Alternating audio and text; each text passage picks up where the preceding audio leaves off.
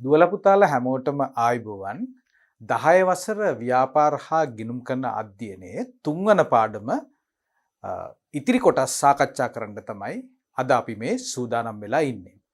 එහෙමනම් මම මුලින්ම පොඩ්ඩක් ඕගොල්ලොන්ගෙන් අහන්නම් ඕගොල්ලොන්ට මතකද පසුගිය පාඩම අපි අවසන් කරපු තැන.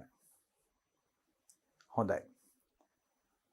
පසුගිය පාඩම මාත් එක්ක සාකච්ඡා කරපු දුවලා පුතාලා සහ අද මේ පාඩමට අලුතෙන් එක්වෙන දුවලා පුතාලාගේ ප්‍රයෝජනය සඳහා මං පොඩි මතක් කිරීමක් කරන්නම්.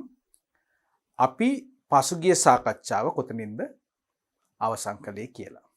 එතකොට අපිට මේ පාඩම හොඳින් ඉස්සරහට කරගෙන යන්න ඒක උපකාරයක් වෙයි කියලා මම විශ්වාස කරනවා. හොඳයි. ව්‍යාපාර අධ්‍යයනයේ කොටසේ තුන්වෙනි පාඩම කියලා කියන්නේ දුවේ පුතේ අපි සාකච්ඡා කරන්නේ ව්‍යාපාර සංවිධාන පිළිබඳව. ලංකාවේ තියෙන විවිධ ව්‍යාපාර සංවිධාන. එතකොට ව්‍යාපාර සංවිධාන කියන මේ කොටස යටතේ අපි මේ වෙන විට පාඩම් 3කින් අපි සාකච්ඡාව ඉදිරියට ගෙන ආවා. ඕගලන්ට මතක නම් අපි පළවෙනි පාඩමේදී අපි මේ ව්‍යාපාර සංවිධානයක් කියන්නේ මොකක්ද කියන එක අපි හඳුනගත්තා. ඒ වගේම සංවිධානයක් කියන්නේ මොකක්ද කියන එක හඳුනගත්තා. ඊළඟට අපි සාකච්ඡාව ආරම්භ කරා ව්‍යාපාර සංවිධාන පිළිබඳව. එතකොට අපි එතෙන්දී හඳුනගත්තා ලංකාවේ අපි මේ ව්‍යාපාර සංවිධාන විවිධ ආකාරයෙන් වර්ගීකරණයක් කරන්න පුළුවන් කියලා. ඕගොල්ලන්ට මතක ඇති මම කිව්වා අර වර්ගීකරණය කරන නිර්ණායකයන් කීයක්ද අපි කිව්වේ?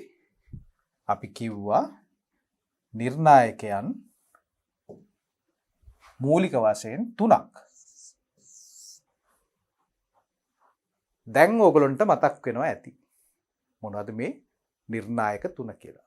ව්‍යාපාර සංවිධාන වර්ගීකරණය කරන නිර්ණායක 3. එතෙන්දී අපි පළවෙනි නිර්ණායකය මොකද්ද? ව්‍යාපාරයක හිමිකාරත්වය එහෙම නැත්නම් ව්‍යාපාරයේ අයිතිකාරත්වය අනුව කොහොමද ව්‍යාපාර සංවිධාන වර්ගීකරණය කරන්නේ කියන එක. එහෙමනම් දැන් ඔන්න මතක් වෙනවද දෙවෙනි එක මොකද්ද කියලා? පළවෙනි එක හිමිකාරත්වයේ මත පදනම්ව ව්‍යාපාර වර්ග කිරීම නම් දෙවෙනි එක මොකද්ද? හරියටම හරි. ව්‍යාපාරයක පරමාර්ථ අනුව කොහොමද ව්‍යාපාර වර්ගීකරණය කරන්න කියලා. ලාභ ලබන ව්‍යාපාර තියෙනවා. ලාභ ලැබීම මුඛ්‍ය අරමුණු කර නොගත් වෙනත් පරමාර්ථ ඉටු කිරීම සඳහා පිටව ගන්න සංවිධාන තියෙනවා. ඒක හරි. අපිට ඒවා ප්‍රායෝගිකව දක්නට ලැබෙනවා. තුන්වෙනි එක මොකද්ද? තුන්වෙනි සංවිධාන වර්ගය. තුන්වෙනි එක තමයි ව්‍යාපාරයක පරිමාණය අනුව. මොකද පරිමාණය කියලා කියන්නේ ව්‍යාපාරයක විශාලත්වය පාදක කරගෙන අපි කොහොමද ව්‍යාපාර වර්ගීකරණය කරන්න කියලා. එතකොට මේ එක ව්‍යාපාරයක් ගත්තොත් එහෙම මේ විවිධ වර්ගීකරණයන් යටතේ අර අපි සංවිධාන සටහනේ විවිධ තැන්වලට ඒක යනවා කියලා අපි දැක්කා ඒක. අපි දැන් ඒවා සාකච්ඡා කළා තමයි මෙතනට ඇවිල්ලා ඉන්නේ. හැබැයි දුවේ පුතේ අපි මේවත් එක්ක නිතරම සම්බන්ධ වෙලා ඉන්න ඕන. මේ පාඩම ඇහුවට ඒක ප්‍රමාණවත් කියලා හිතන්න එපා. අපේ පෙළපොත අපි නිතරම කියවලා එහෙම නැත්නම් මේ අපි මේ කරන සාකච්ඡාව නැවත නැවත බලලා අපේ දැනුම අපි අලුත් කරගන්න ඕන. ඒක හන්දා මම ඕගලන්ට හැමදාම මතක් කරනවා මේක ඉතා වැදගත් කාරණයක්. මෙතන තියෙන වැදගත් කරුණු අපි නැවත නැවත කෙටි සටහන් විදිහට අපි හඳුනගෙන අපි ඒවා නැවත නැවත අපිට විවේකයක් තියෙන වෙලාවට අපි බලන්න ඕන. ඊට පස්සේ අපි පොඩ්ඩක් ප්‍රශ්න පත්‍රයක් අරගෙන කොහොමද ප්‍රශ්න පත්‍ර සැකසෙන්නේ, කොයි විදිහටද ප්‍රශ්න අහන්නේ මේ පිළිබඳ අවබෝධයක් තියෙන්න ඕන. හොඳයි. එහෙමනම් අපි මේ ව්‍යාපාර වර්ගීකරණයෙන් පස්සේ අපි ඊළඟට අපි සාකච්ඡා කරේ මොනවා ගැනද? අපි ඊළඟට සාකච්ඡා කරා මේ විවිධ ව්‍යාපාර සංවිධාන වර්ගවල විශේෂ ලක්ෂණ. අපි දැන් එතන තමයි ඉන්නේ. අපි මුලදී ව්‍යාපාර සංවිධාන වර්ගීකරණය යටතේදී අපි දල අවබෝධයක් ලබා ගත්තා. ඊට පස්සේ මෙතන තියෙන මේ එක් ව්‍යාපාර සංවිධාන වර්ග පිළිබඳ අපි ඊට වඩා අපි කිට්ටුවෙන් කරුණු අධ්‍යයනය කරා. එකින් එක කොහොමද මේ සංවිධාන වර්ග වෙනස් වෙන්නේ කියලා. ඒ යටතේ අපි මේ වෙනකොට අපි ව්‍යාපාර සංවිධාන වර්ග කීයක් ගැන සාකච්ඡා කරාද? තුන්වෙනි චැප්ටර් එක අපි ඉවර කරනකොට අපි කීයක් අපි සාකච්ඡා කරලා ඉවර කරාද? සංවිධාන වර්ග 3යි. මොනවද මේ සංවිධාන වර්ග 3? ඒක පුද්ගල ව්‍යාපාර, දෙවෙනි එක හවුල් ව්‍යාපාර, තුන්වෙනි සංවිධාන වර්ගය තමයි සංස්ථාපිත සමාගම්. හරි නේද? මං හිතන්නේ දැන් හැමෝම එන්න ඕන තැනට ඇවිල්ලා ඉන්නේ. අපේ මතකය අපි අලුත් කරගෙන අද පාඩම අපි ඉස්සරහට ගෙනියන්න හොඳම අවස්ථාවක් අපි ඉන්නේ. එහෙමනම් අපි තවදුරටත් සාකච්ඡා කරන්නේ මේ විවිධ ව්‍යාපාර සංවිධාන වර්ග පිළිබඳව කිට්ටු අධ්‍යයනයක් කරන එක තමයි අපි කරන්නේ. එහෙමනම් ඕගොල්ලන්ට පේනවා ඇති අද අපිට සාකච්ඡා කරන්න තියෙන මාතෘකාව මොකක්ද කියලා. සමුපකාර සමිති. ඉංග්‍රීසියෙන් කියනවා co-operative societies. හරි නේද? හරි. එහෙමනම් එතන මේ සමුපකාර සමිති මේ ගැන අපි සාකච්ඡා කරනවා. මේක ඉවරලා අපි ඊළඟට සාකච්ඡා කරනවා වෙනත් සමිති සමාගම්. සම්පකාර සමිති, වෙනත් සමිති සමාගම්. එතන මේ සම්පකාර සමිති එහෙම නැත්නම් වෙනත් සමිති සමාගම් කිව්වයින් පස්සේ අපිට මේකේ යම්කිසි වෙනසක් දකින්න බැරිද? අපි මෙතෙක් කතා කරපු ව්‍යාපාර සංවිධාන වර්ග, ඒක පුද්ගල ව්‍යාපාර, හවුල් ව්‍යාපාර සහ සීමිත සමාගම්. ඒවත් එක්ක බලනකොට අපිට මේකේ මොනවා හරි විශේෂත්වයක් ඕගොල්ලන්ට පේනවද? එහෙම නැත්නම් මම උදව් කරන්නද? ඒක හොයාගන්න. අපි දැක්ක මේවා අපේ ව්‍යාපාර සංවිධාන වර්ගීකරණයේදී අපි මේක කොතනද අපි දැක්කේ මේක තියෙනවා. ඕගොල්ලන්ට මතක ඇති අපි එක්තරා වර්ගීකරණයක් කරා ව්‍යාපාර වල පරමාර්ථත් එක්ක. දෙවන වර්ගීකරණය. එතෙන්දී ඕගොල්ලන්ට මතකද අපි හඳුනගත්තා මේ පරමාර්ථ අනුව ලාභ ලැබීමේ ව්‍යාපාර තියනවා කියලා. මොනවාද? ලාභ පරමාර්ථයෙන් ක්‍රියාත්මක වන ව්‍යාපාර. අනිත් එක මොනවද? වෙනත්.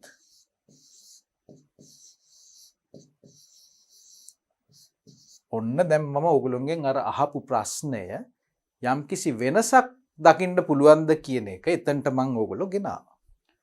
එහෙනම් මෙන්න මේ කියන සංවිධාන විශේෂය අපි ගත්තයින් පස්සේ අපිට කියන්න පුළුවන්ද මේක කොතනටද වැටෙන්නේ කියලා. කොතනටද වැටෙන්නේ? ඔබ කියන්න බලන්න. වෙනත්.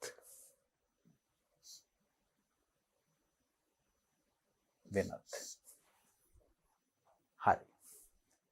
මොකද මේ සංවිධානවල මේ සම්පකාර සමිතියක මුඛ්‍ය පරමාර්ථය ඇත්තටම ලාභ ලැබීම නෙමෙයි. අපි දැන් ටිකෙන් ටික බලමු ඒක කොහොමද එහෙම වෙන්නේ කියලා. හරි?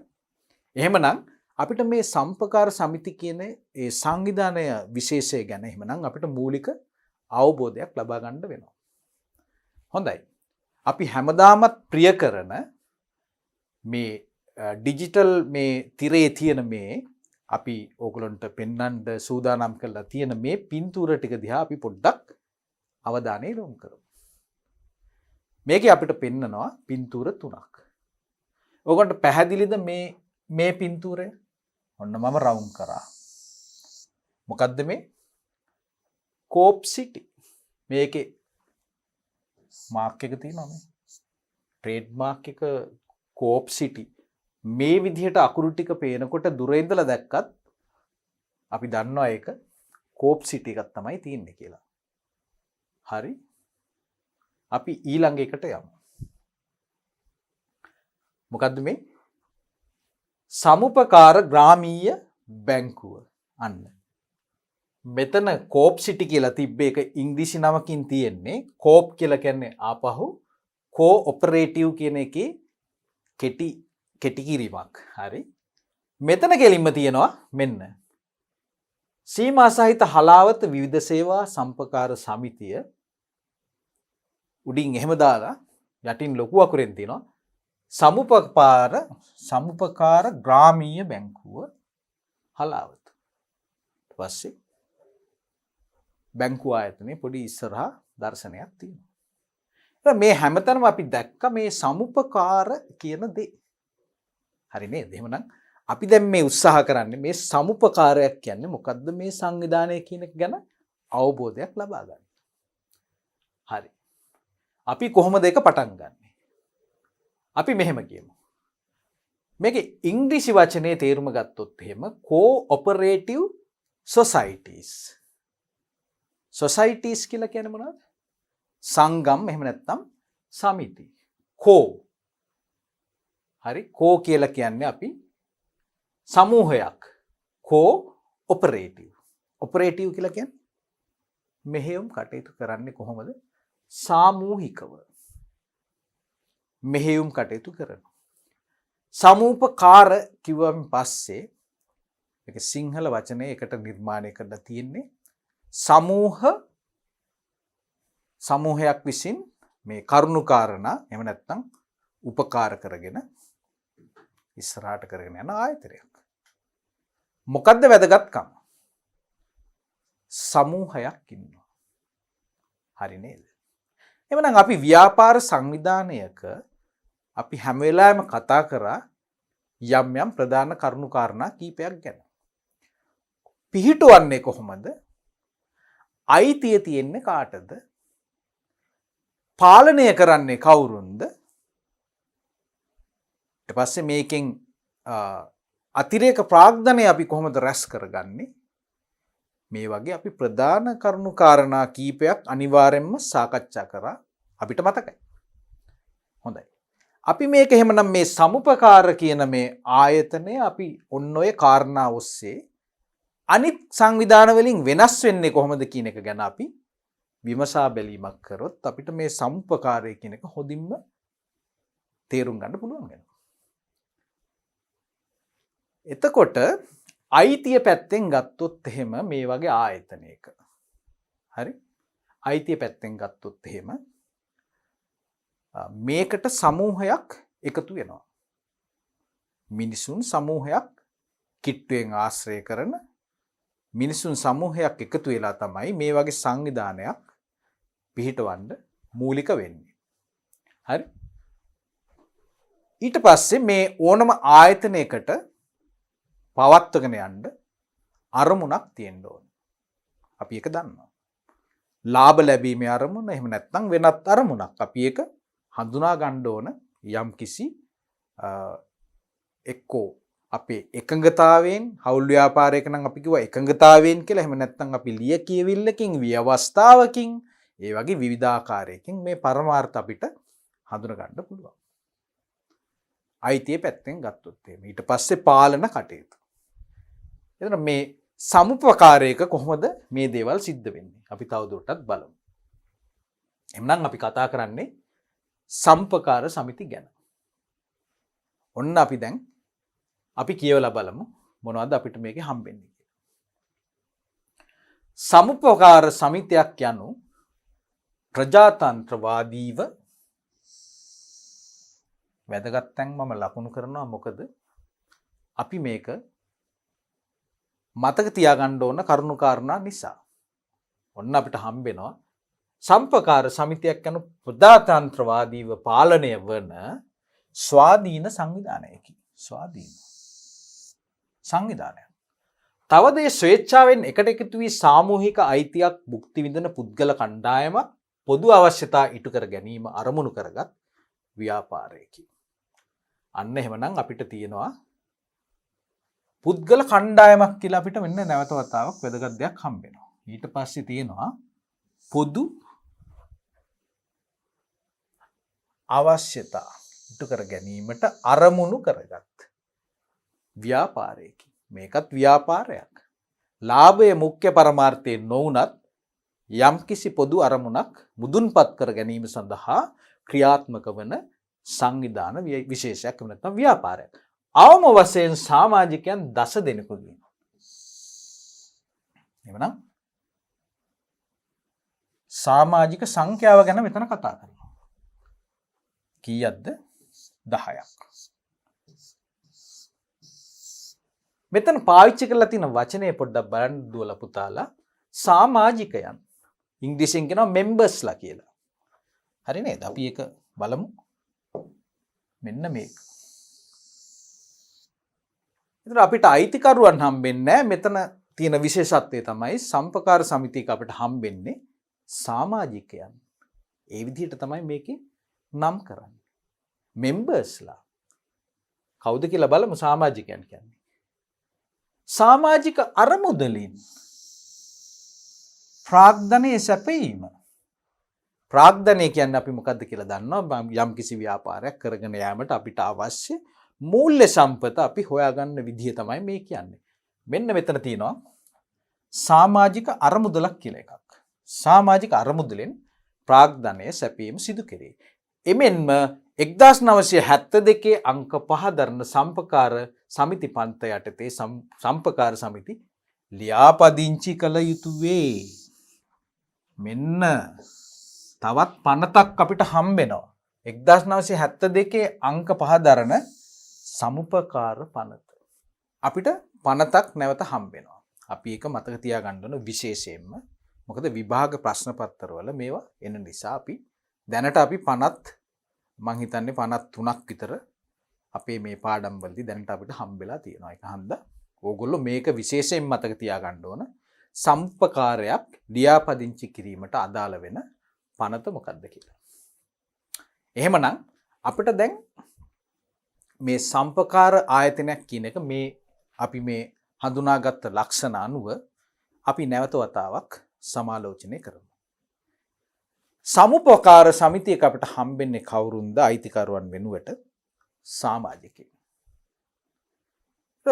අපි මේකේ දැක්කා වැදගත් කරුණු තමයි සම්පකාර සමිතියක් ආරම්භ කරන්න නම් අවම වශයෙන් සිටිය යුතු සමාජිකයන් සංඛ්‍යාව නියම කරලා තිනවා 1972 අංක 5 දරන සම්පකාර සමාගම් සම්පකාර පනතේ. හරි නේද? කීයද සමාජිකයන් සංඛ්‍යාව? අවම සමාජිකයන් සංඛ්‍යාව. අවම කියලා කියන්නේ අඩුම වශයෙන් ඉන්න ඕන ගාන. කීයද? 5.2යි. එහෙම නැත්නම් 10යි. හරියටම මතක තියාගන්න ඕන. පනත මතක තියාගන්නත් ඕන. අවම සමාජික සංඛ්‍යාව මතක තියාගන්නත් ඕන. අනිවාර්යයෙන්ම ලියාපදිංචි කරන්නත් ඕන. හරි නේද? එහෙමනම් කුමක් සඳහාද සම්පකාරයක් අපි පිහිටුවා ගන්න? සමාජිකයන් 10 දෙනෙක් එකතු වෙලා යම් කිසි පොදු අරමුණක් එහෙම නැත්නම් විවිධ අරමුණු කීපයක් අපිට හඳුනා ගන්න පුළුවන්. එහෙම හඳුනගෙන තමයි අපි මේ සමිතියක් පිහිටවන්නේ. එතන මේකේ කතා කරනවා මේ ව්‍යාපාරය කරගෙන යන්න අපි ප්‍රාග්ධනය කොහොමද සපයන්නේ කියලා. අපි කලින් නම් දැක්කා අයිතිකරුවන් ආරම්භක ප්‍රාග්ධනයේ විවිධාකාරයෙන් යොදවනවා. ඒතර සම්පකාර සමිතියක කොහොමද මේක කරන්නේ? දැන් මේකේ ඉන්නේ කවුරුන්ද? සමාජිකයන්. එතකොට සෑම සමාජිකයෙක්ගෙම අපිට නිශ්චිතව තීරණය කරන මුදලක් අපිට එකතු කරගන්න පුළුවන් මේ ව්‍යාපාරය කටයුතු කරගෙන යාමට. ඒකට මුදල් අවශ්‍යයි. එතකොට ඒක මේ සම්පකාර සමිතිය පිහිටවනකොට තමයි සමාජිකයන් විසින් සාමූහිකව තීරණය කරනවා අපි කොච්චර මුදලක් මේකට එකතු කරන්න ඕනද කියලා. ආරම්භක සමාජිකත්වයේ ලබා ගැනීමේ මුදල ඊට පස්සේ මාස්පතා අවුරුදුපතා කුමන ආකාරයෙන්ද මේකට අවශ්‍ය මුදල් ගෙවන්න ඕන කියලා. ඊට පස්සේ යම්කිසි විශේෂ අවශ්‍යතාවයක් ඇති වුණොත් නැවත වතාවක් අපිට විශේෂ සමාජික මුදල් එකතු කරන්න සිද්ධ වෙයි. කෙසේ වෙතත් මේ ව්‍යාපාරයේ කටයුතු සඳහා අවශ්‍ය අරමුදල් සම්පාදනය කරගන්නේ සමාජිකයන්ගෙන් එකතු කරගන්න සමාජික මුදල් වලින් ඒ මුදල් ටික එකතු කරලා අපි පිහිටවන ප්‍රාග්ධන අරමුදලට අපි විශේෂ නමක් කියනවා. මොකක්ද ඒක කියන්නේ? සමාජික අරමුදල. හරි නේද? ඊට පස්සේ පරමාර්ථයක් අපි හඳුන ගන්නවා කියලා කිව්වා. මේ පරමාර්ථයේ බොහෝ විට මේ අපි දන්නවා ව්‍යාපාරික පරමාර්ථයක් නෙවෙයි. සම්පකාරයක් පිහිටුවන්නේ සියලුම සමාජිකයන්ගේ සුභසිද්ධිය සඳහා, සාමූහික සුභසිද්ධිය සඳහා වූ අරමුණු තමයි මේ කෝපරේටිව් සොසයිටි එක අරමුණු වෙන්නේ. ඒ අරමුණු මුදුන්පත් කරගන්න තමයි සම්පකාර සමිතියක් ක්‍රියාත්මක වෙන්නේ. අපි බලමු තව දුරටත් සම්පකාර සමිතිවල විශේෂ ලක්ෂණ මොනවද කියලා. එතකොට අපි විශේෂ ලක්ෂණ අපි කීයක් හඳුනා ගන්නවද? අපිට මතක තියාගන්න තියෙනවා 4ක්. අපිට වැඩිපුර මතක තියාගන්න නැහැ. 4ක් විතරයි තියෙන ලක්ෂණ. ඒක අපි මතක තියාගන්නම ඕන. මොකද ප්‍රශ්නයක් ආවොත් අපිට උත්තර දෙන්න ඕන අඩුම ගානේ 3ක් ලියා ගන්න අපි මතක තියාගන්න ඕන. එhmenan මම ඕගොන්ට කලිනුත් කිව්වා මේ ලක්ෂණ කියලා කියන්නේ මේ අපි හඳුනා ගැනීමේදී ඒකේ ඇතුලේ තියෙන ඒ අන්තර්ගත කරුණුම තමයි. වාසි අවාසි කියන්නේත් ඒවම තමයි. ඒතකොට ඒක ගැළපෙන ආකාරයට අපි ඒ කරුණු ගොනු කරලා තමයි අපි මේ ලක්ෂණ කියන එක අපි හඳුනාගන්නේ. එහෙනම් මේ ලක්ෂණ කියන එක මම දැන්ටම ඒකෙන් 75%ක් අපි දැන් කතා කරා මගේ මේ හඳුන්වා දීමේදී. එහෙමනම් මේ සුවිශේෂී ලක්ෂණ මෙන්න මේ ටික තමයි අපි මතක තියාගන්න ඕන. අපි කතා කරපු කරුණු අතරින්. පළවෙනි එක මොකද්ද? ප්‍රජාතන්ත්‍රවාදී පාලනයක් පැවතීම. බර වචනයක්. ප්‍රජාතන්ත්‍රවාදී පාලනයක් පැවතීම. අපි කලින් මේ ප්‍රජාතන්ත්‍රවාදී කියන එක ගැන කතා කළාද? නැහැ මං හිතන්නේ. නමුත් මේ වචනේ අපිට තැන තැන මං හිතන්නේ අපේ දරු දැරියෝ අහලා තියෙනවා. මොකද අපේ මේ රජය ගැන කිව්වයින් පස්සේ කියන්නේත් ලංකාවට ලක් රජයට කියන්නේ ප්‍රජාතන්ත්‍රවාදී සමාජවාදී ජනරජය කියලා. එහෙම නේද? ලංකාවට කියන්නේ. එහෙමනම් මේක ඇතුලේ යම්කිසි තේරුමක් ඇති. ප්‍රජාතන්ත්‍රවාදී කියන එක ඇතුලේ තේරුමක් ඇති. මොකද්ද ප්‍රජාතන්ත්‍රවාදී කියලා කියන්නේ? ඒ කියන්නේ මේකේ ගන්න තීරණ අපේ හැමෝටම යහපත සඳහා ගන්න තීරණ. සාමූහික යහපැවැත්ම සඳහා තමයි කටයුතු සිද්ධ කරන්නේ කියන එක තමයි මේ ප්‍රජාතන්ත්‍රවාදී කියන එකෙන් අපි තේරුම් කරන්නේ. එවනම් අපි දන්නවා සමාජිකයන් ටිකක් එකතු වෙලා යම්කිසි ගමක එහෙම නැත්නම් රටක යම්කිසි ව්‍යාපෘතියක් ව්‍යාපාරයක් ආරම්භ කරනවා සම්පකාරයක ස්වරූපයෙන් 1972 අංක කීයද පහදරන සම්පකාර සමාගම් පනත යටතේ ලියාපදිංචි කරනවා. අවම වශයෙන් සමාජිකයන් 10යි. හරි නේද? එතකොට ප්‍රජාතන්ත්‍රවාදී කොහොමද ආරක්ෂා කරන්නේ? සෑම සමාජිකයෙකුගේම ඡන්දයෙන් සම්පකාර සමිතියේ පාලන කටයුතු සඳහා අධ්‍යක්ෂ මණ්ඩලයක් තෝරා ගැනීම හා බහුතරයකගේ කැමැත්ත අන්න මං කිව්ව එක තියෙනවා. මත තීරණ ගැනීමේ හැකියාව වැනි ප්‍රජාතන්ත්‍රවාදී පාලනයේ ලක්ෂණ සම්පකාර සමිතියක ඇත. හරි නේද? එහෙමනම් මෙන්න මෙතන වැදගත් දෙයක් තියෙනවා. සම්පකාර සමිතියක් වුණයින් පස්සේ ඒක යම්කිසි ව්‍යාපාරයක් ඒ ස්වරූපයෙන් තමයි යන්නේ. අපි දැන් මතක තියාගමු. අපි මේක මතක තියාගමු. අපි කලින් ඡායාරූපේ දැක්ක මොකද්ද? මෙන්න මේ කෝප් සිටි එක කියලා අපි හිතමු. හරි නේද? අපි කියන්නේ කෝපරේට් එක කියලා කියන්නේ අපි මේ ගම්වල භාෂාවෙන් කියනකොට. සම්පකාර සමිතියට මම හිතන්නේ කෝපරේට් එකට යනවා කියලා අපේ ගම්වල කියනවා. මේක ගත්තොත් එහෙම අවුරුදු මං හිතන්නේ 100කටත් වඩා පැරණි සංවිධානයක්, ව්‍යාපාරයක්. මේ සම්පකාර කියන එක. ඒ තරම් අපේ ජන ජීවිතයට මේක කිට්ටු දෙයක්. එතකොට අද පවා අපිට මේවා දක්නට ලැබෙනවා. සුපිරි වෙළඳසැල් විවිධ සාප්පු සංකීර්ණ තියෙන අතරතුර අපිට මේ කෝප් සිටි එකක් එහෙම නැත්නම් කෝපරේටිව් එකක් සම්පකාරයක්ද දක්නට ලැබෙනවා. ඒකේ ගනුදෙනුකරුවන් බොහෝ විට මේ ගමේ ඉන්න ඒ අවට ඉන්න ජනතාව. එතකොට ඔවුන් තමයි මේක සමිතියේ අයිතිකරුවන්. එතකොට මේ ඕනම මේ සම්පකාර සමිතියක් ගත්තොත් එහෙම ඒවල ඉන්නවා සමාජිකයන් පිරිසක්. ඔබලාගේ දෙමව්පියෝ එහි සමාජිකයන්. එහෙම අපේ මුතුන් මිත්තෝ ඊට පස්සේ අපේ අම්මලා තාත්තලා මේ විදිහට මේවල සමාජිකත්වය ගන්නවා මේ ගමේ තියෙන යම් යම් සංවිධාන හරහා අපි මේවල සමාජිකත්වය අරන් තියෙනවා. එහෙමනම් මේවා බොහෝ විට මහජන ව්‍යාපාර වගේ දේවල්. අපිට අයිති දේවල්. නේද? හැබැයි අපි මේ කතා කරන්නේ තාම පුද්ගලික අංශේ. ඒතර ස්වේච්ඡාවෙන් මිනිස්සු එකතු වෙලා පිහිටව ගන්න සංවිධානයක් තමයි සම්පකාරයක් කියලා කියන්නේ. පොදු අරමුණ සමාජිකයන්ගේ සුබ සාධන කටයුතු. ඒගොල්ලොන්ගේ යහපැවැත්ම සඳහා යම්කිසි භාණ්ඩයක් රැස් කිරීම, එහෙම නැත්නම් වෙනත් අරමුණු.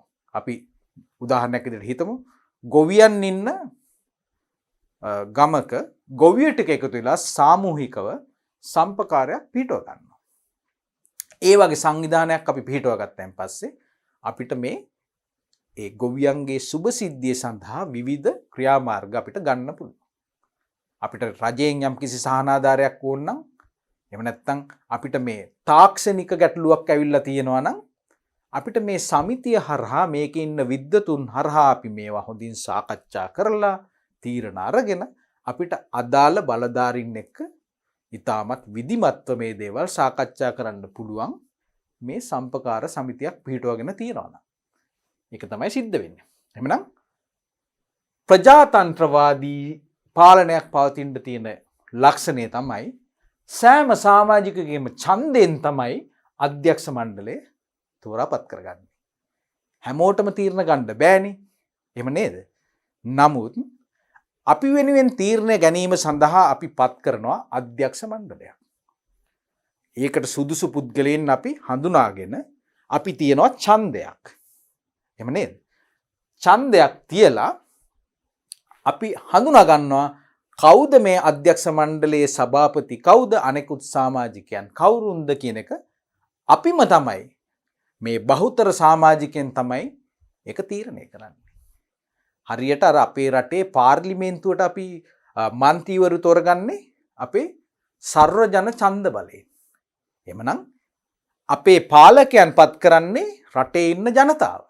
ඒක හන්දා තමයි රාජ්‍යයක් ප්‍රජාතන්ත්‍රවාදී රාජ්‍යයක් වෙන්නේ. අපේ නියෝජිතයන් තමයි අපි පාර්ලිමේන්තුවට යවන්නේ. ඕන් ගන්න තීරණ අපි ගන්න තීරණ හා සමානයි. අපේ ඇල්ම අපේ අවශ්‍යතාවයන් සම්පූර්ණ වෙන විදිහට තමයි මොවුන් මේ තීරණ ගන්න. එහෙම නැත්නම් අපිට පුළුවන් වුන්න ඒ තන්තුරෙන් ඉවත් කරන්නත් පුළුවන් අපිට ඊළඟ ඡන්දේදී. හරි නේද?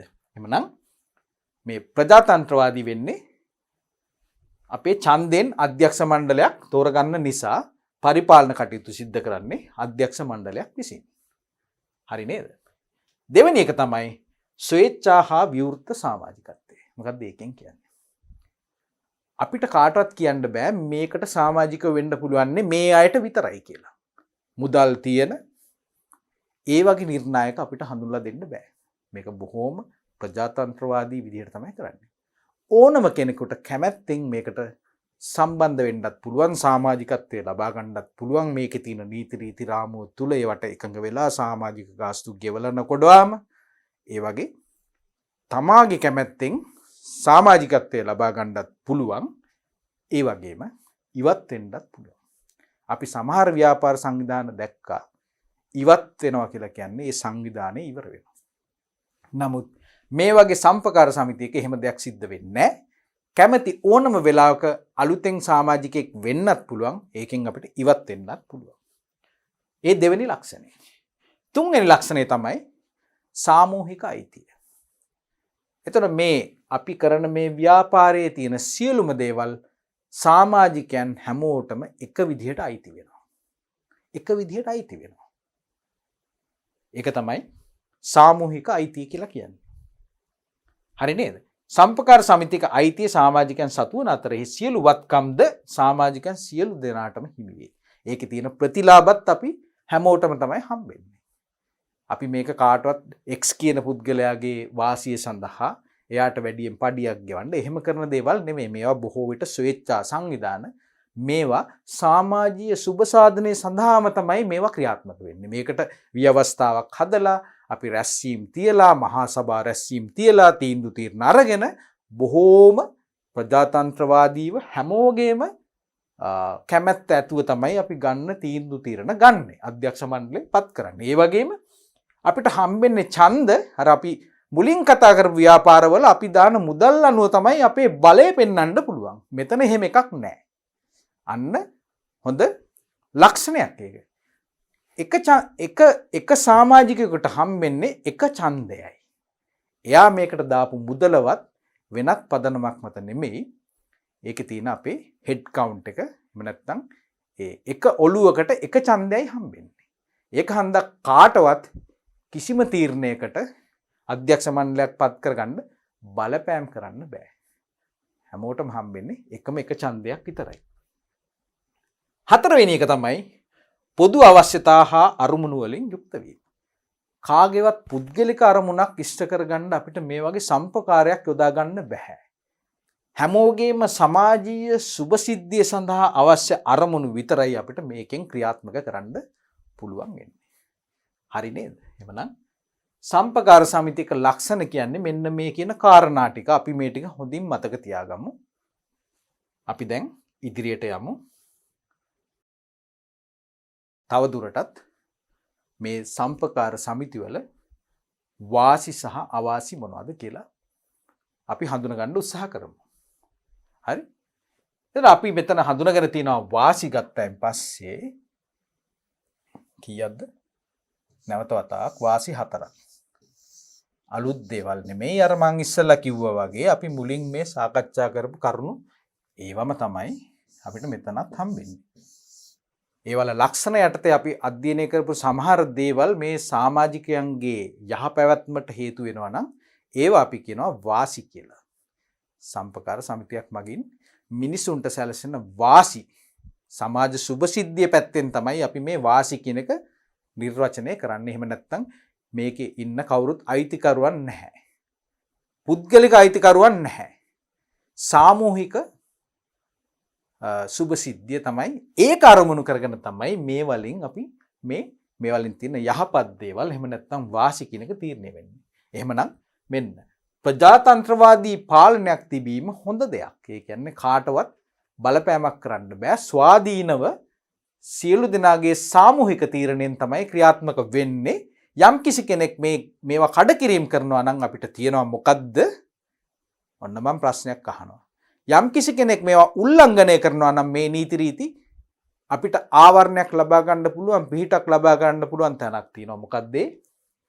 1972 අංක 5 දරන සමුපකාර පනත. ඔන්න මම නැවත වතාවක් පනතත් මතක් කරා. ප්‍රජාතන්ත්‍රවාදී පාලනයක් පැවතීම යහපත් ලක්ෂණයක්. ඒ වගේම සමාජිකයන්ගේ සුබ සාධනය වෙනුවෙන් කටයුතු කිරීම.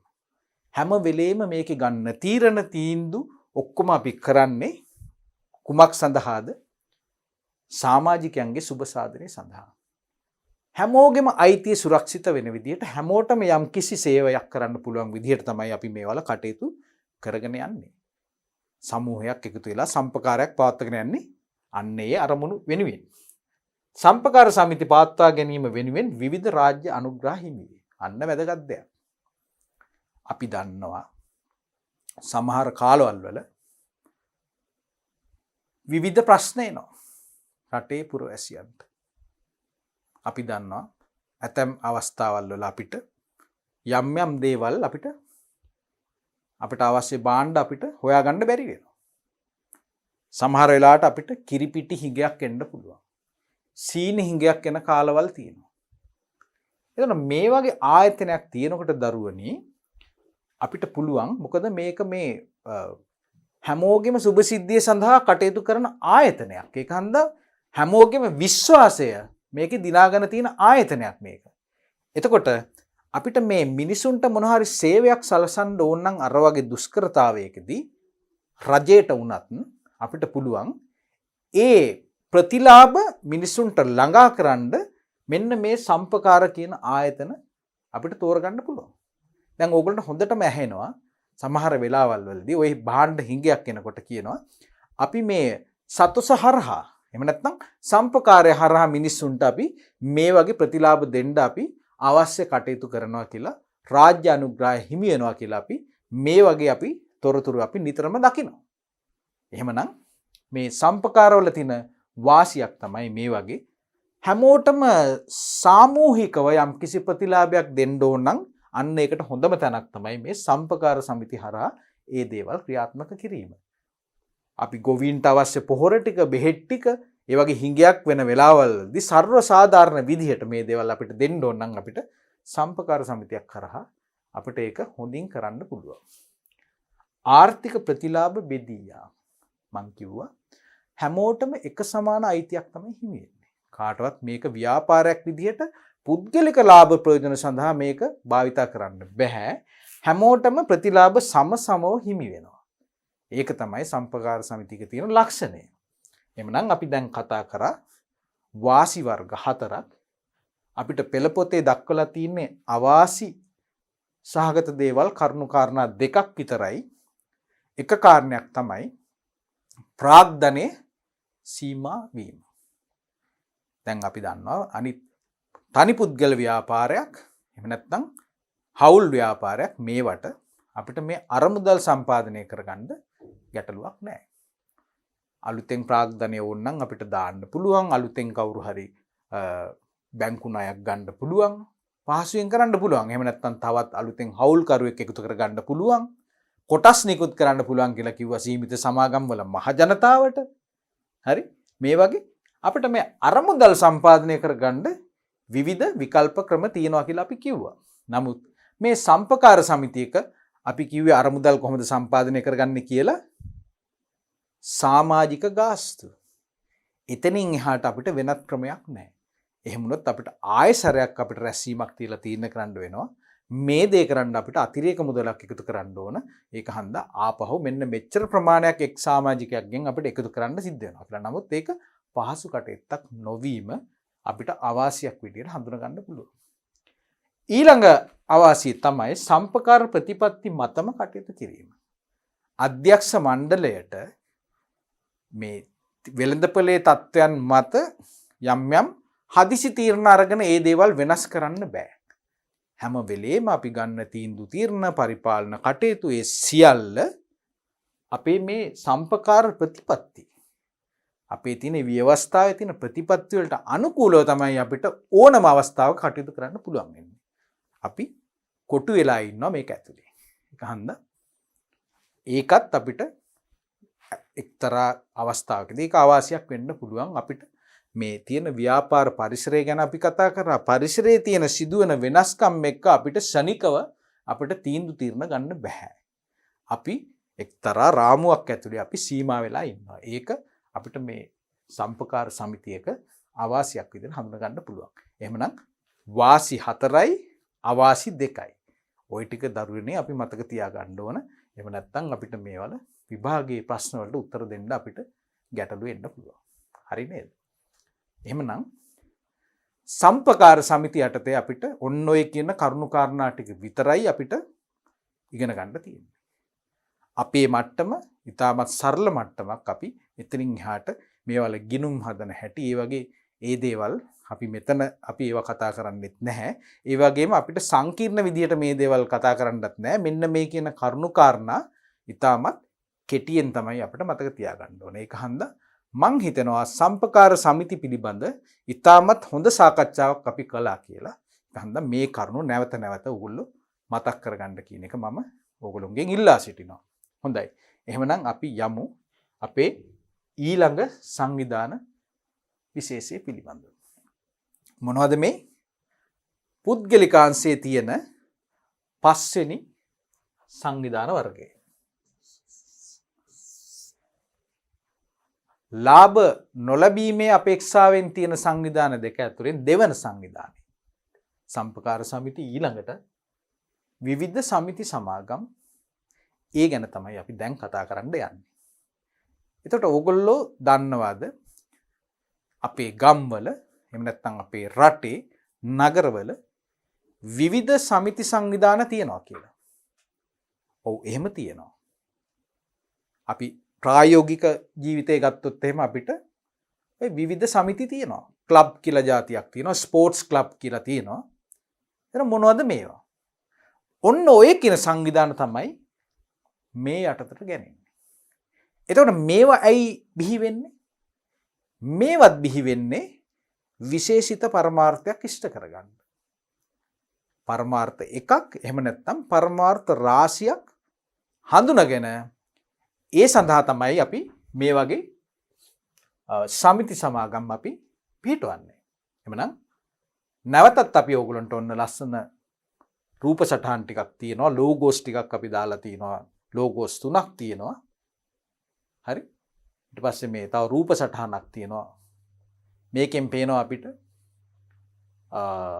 නිකන් ගොවියන් රාශියක් වගේ ඉන්නවා. හරි නේද? සමිතියක් සාකච්ඡා කරනවා. ඒ වගේ දර්ශනයක් අපිට තියෙනවා. අපි බලමු පොඩ්ඩක් කිට්ටුවෙන් අපි බලමු මේ දර්ශනේ මොනවද කියලා. මේක පළවෙනි එක ගත්තොත් එහෙම මේක නිකන් ජාත්‍යන්තර සංවිධානයක් වගේ අපිට පේනවා. මම කියවන්නම්. Asian Farmers Association for Sustainable Rural Development. ඒ කියන්නේ මේ ආසියාවේ ඉන්න ගොවියන්ගේ තිරසායි සංවර්ධනය සඳහා පිටුවාගත්ත ගොවි සංවිධානයක් කියන දේ තියෙනවා. එතකොට අපි මේවා ඇතුලේ දේවල් අපිට ඉගෙන ගන්න ඕනේ නැහැ. අපිට මෙතන පේන්නේ මේ සමිතියක්, පුද්ගලයන් රාශියක් එකතු වෙලා පොදු පරමාර්ථයක් එක්ක පිටවගත්ත සමිතියක ලක්ෂණ අපිට මේකෙන් හඳුනා ගන්න පුළුවන්. එතන මේ ගත්තොත් එහෙම අපේ දුවලා පුතාලා හොඳට දන්නවා ඇති, ඔයගොල්ලෝ කරලත් ඇති. අපි බාල දක්ෂය වෙලා ඉඳලා තියෙනවා. එහෙම නැත්නම් දැනටත් අපි සමහරලාට බාල දක්ෂය වෙන්න ඇති. මේ තියෙන්නේ බාල දක්ෂ සංවිධානයක්. එතකොට මේ බාල දක්ෂ ව්‍යාපාරයේ ඒකේ තියෙන යහපත් දේවල් අපේ දරුවන්ට උගන්වන්න ඊට පස්සේ ඒ සඳහා අපිට අර නායකත්වයේ ඒ වගේ අපේ ලක්ෂණ ප්‍රවර්ධනය කරගන්න තියෙන ව්‍යාපාරයක්. එකිනෙකාට උදව් කිරීම ඒ වගේ විශේෂ ලක්ෂණ තියෙන මූවමන්ට් එකක්, ව්‍යාපාරයක්. එතකොට ඒකත් මේ සමිතියක ස්වරූපෙන් ක්‍රියාත්මක වන ආයතනයක්. ඒකේ සමාජිකත්වය ලබා ගත්තයින් පස්සේ අපිට ඒකේ ප්‍රතිපත්ති විදියට කටයුතු කරලා අපිට විවිධ ප්‍රතිලාභ ලබා ගන්න පුළුවන්. ඊට පස්සේ මේකේ තියෙනවා ශ්‍රී Lanka Food Processors Association, SLFPA. ශ්‍රී Lanka Food Processors Association. Food Processors කියලා කියන්නේ මොකද්ද? ආහාර සකසන්නන්ගේ සංගමය. මේ වගේ එකක් ගත්තොත් එහෙම අපි මට මතක් වෙනවා මොකද්ද? බේකරි හිමියන්ගේ සංගමය. ලංකාවේ තියෙන දෙයක්. ක්‍රියාකාරී සංවිධානයක්. බස් හිමියන්ගේ සංගමය. එහෙම තියෙනව නේද? ඊට පස්සේ අපේ ගම්වල තියෙනවා විවිධ ක්‍රීඩා සමිති තියෙනවා. මොනවටද මේවා තියෙන්නේ? මේ සමාජිකයන්ගේ සුබ සිද්ධිය සඳහා යම් කිසි අරමුණක් අපි හඳුනාගෙන ඒකේ ප්‍රගමනය සඳහා තමයි, ප්‍රවර්ධනය කිරීමට තමයි, ක්‍රීඩාව සංවර්ධනය කිරීමට, ක්‍රීඩාව ප්‍රවර්ධනය කිරීමට, එහෙම නැත්නම් ගොවි සංවිධානයක් නම් ගොවින්ට අවශ්‍ය තාක්ෂණික සහාය දෙන්න, ඊට පස්සේ අපිට මොනහරි අවශ්‍ය දේවල් මොනහරි ගොවින්ට අවශ්‍ය අමුද්‍රව්‍ය නැත්නම් එහෙම රජයත් සමග සාකච්ඡා කරලා ඒගොල්ලන්ට අවශ්‍ය මේ රාජ්‍ය අනුග්‍රහය ලබා ගන්න සාකච්ඡා කිරීම, විවිධ ප්‍රතිලාභ ලබා දීම සඳහා මේ වාගේ පොදු අරමුණක් ඇතුව අපිට විවිධ වූ සමිති සමාගම් අපිට පිහිටුවා ගන්න පුළුවන්. අපි කට්ටිය එකතු වෙලා ව්‍යවස්ථාවක් හදලා අපි මේ සමිතිය පිහිටුවාගෙන, ඒකට අපිට පනතක් ගැන කියලා නැහැ, අපිට නිදහස තියෙනවා. අපි විසින් අපේ සමාජිකයන් විසින් අපිට ව්‍යවස්ථාවක් හදාගෙන ඒ අනුව කටයුතු කරන්න සමාජික මුදල් රැස් කරලා ඒ වගේ ඒ පොදු පරමාර්ථ ඉෂ්ට සිද්ධ කරගන්න අවශ්‍ය කටයුතු සිද්ධ කරන්න පුළුවන් ඒකේ ඒ කමිටු හරහා. එහෙමනම් අපි මේ කතා කරන්නේ සමිති සමාගම් ගැන. හරි නේද? හරි. එතකොට අපේ විෂය නිර්දේශය අපිට ඉතාමත් දීර්ඝ වශයෙන් මේක සාකච්ඡා කරලා නැහැ. ලොකුවට අපිට දේවල් මේක දීලා නැහැ. නමුත් මේක ඉතාමත් සුළුවෙන් ආවරණය වෙන විදිහට තමයි අපිට මේ සමිති සමාගම් ගැන අපිට හඳුන්වලා දීලා තියෙන්නේ. ඒක හන්ද අපි යම් කිසි කුඩා අවබෝධයක් ලබා ගත්තොත් ප්‍රමාණවත් කියලා හිතෙනවා. ඒක හන්ද අපි වැදගත් කරුණු විතරක් අපි හඳුනා ගනිමු. එහෙනම් අපි බලමු සමිතියක් කියන එක කොහොමද අපි හඳුනාගන්නේ කියලා. සමාජ සුබ සාධනය අරමුණු කරගත් සංවිධානයක් ලෙස සමිති හැඳින්විය හැකිය. විශේෂයෙන්ම සමාජික සුබ සාධනය ප්‍රජා සේවා හෝ පුණ්‍ය කටයුත්තක් පදනම් කරගෙන මෙවැනි සංවිධාන පිහිටුවාගෙන ඇත. දරුවනේ අපි කතා කරමු අපේ ගම්වල අපි නිතරම අපිට දක්නට ලැබෙන මේ වගේ සමිති මොනවද කියලා. අපි ගත්තොත් එහෙම ක්‍රීඩා සමිති තියෙනවා.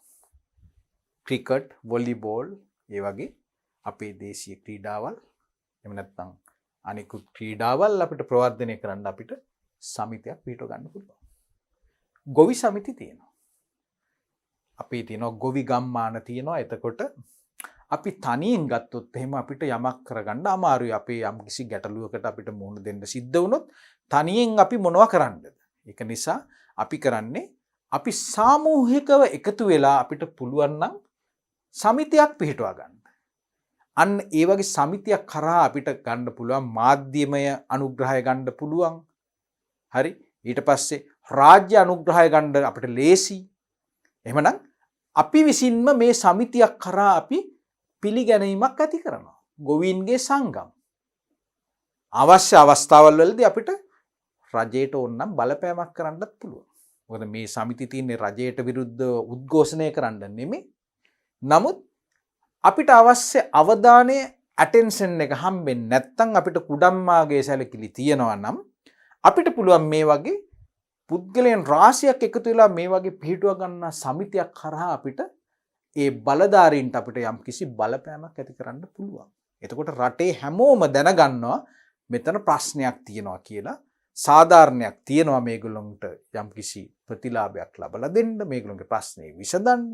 ඒ වගේ අපිට අවශ්‍ය ප්‍රතිලාභ ලබා ගන්න පුළුවන් මේ වගේ ප්ලැට්ෆෝම් එකක් හරහා, මේ වගේ වේදිකාවක් කරහා අපිට පුළුවන් මේ සමාජිකයන්ගේ පොදු යහපත සඳහා අවශ්‍ය අවධානය අනෙකුත් ප්‍රතිලාභ ලබාගෙන මේවායේ ප්‍රගමණයට යම්කිසි වැඩක් කරන්න.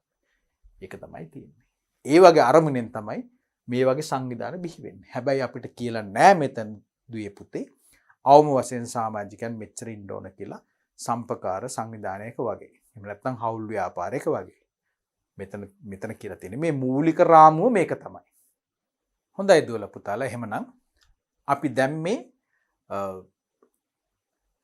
ලාභ අපේක්ෂාවෙන් තොරව තියෙන සංවිධාන දෙකක් ගැන කතා කරා. පුද්ගලිකාංශයේ තියෙන සම්පකාර සමිති සහ විවිධ සමිති සමාගම් පිළිබඳව. එහෙනම් අපේ ඒ සංවිධාන පුද්ගලිකාංශයේ සංවිධාන සාකච්ඡාව අපිට තියෙන්නේ මේ ටික තමයි හඳුනගන්න. එහෙමනම් අපිට දැන් ඊළඟට සාකච්ඡා කරන්න තියෙන්නේ අපේ රාජ්‍යාංශයේ ව්‍යාපාර සංවිධාන ගැන. එහෙමනම් අපි බලමු රාජ්‍යාංශය කියන්නේ මොකක්ද කියලා. රාජ්‍යාංශය එහෙම නැත්නම් පබ්ලික් සෙක්ටර් එක. එහෙනම් මොකක්ද අපිට මේ රාජ්‍යාංශය කියනකොට අපිට හැඟෙන්නේ, අපිට ඇති වෙන හැඟීම මොකක්ද? මෙතන කියනවා පබ්ලික් කියලා කියන්නේ මහ ජනතාව. එතකොට මේ රජය කියලා කියන්නේ ජනතාව භාරකාරත්වයේ දරන ආයතනය. එහෙම නේද? රජය කියන්නේ අපේ සම්පත්. රජයේ තියෙන්නේ අපිව බලා ගන්න. එහෙමනම් අපි දැන් බලන්නේ මේ රාජ්‍යාංශයේ මගින් ක්‍රියාත්මක වන විවිධ ව්‍යාපාර සංවිධාන වර්ග මොනවද කියලා. එහෙනම් මෙතනක් තියෙනවා අපි දැක්කා ලාභ අපේක්ෂාවෙන් ක්‍රියාත්මක වෙන දේවල් සහ ලාභ අපේක්ෂාවෙන් තොරව ක්‍රියාත්මක වන සංවිධාන. එතකොට අපි කුඩා මතක් කිරීමක් කරොත් එහෙම අපේ ව්‍යාපාර සංවිධානවල අපි දැක්කේ රාජ්‍යංශයේ ලාභ අරමුණු කරගෙන ක්‍රියාත්මක වන ආයතනයක් විදිහට අපි දැක්කේ අර රාජ්‍ය සමාගම්. අපි දැක්කා.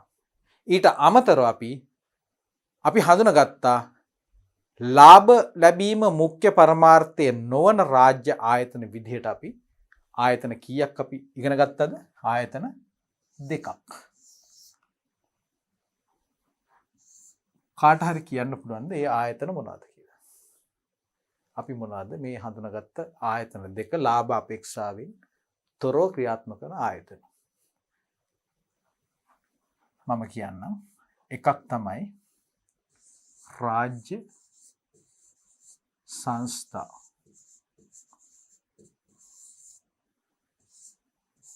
එහෙමනම් දෙවෙනි එක මොකක්ද? රාජ්‍ය දෙපාර්තමේන්තු.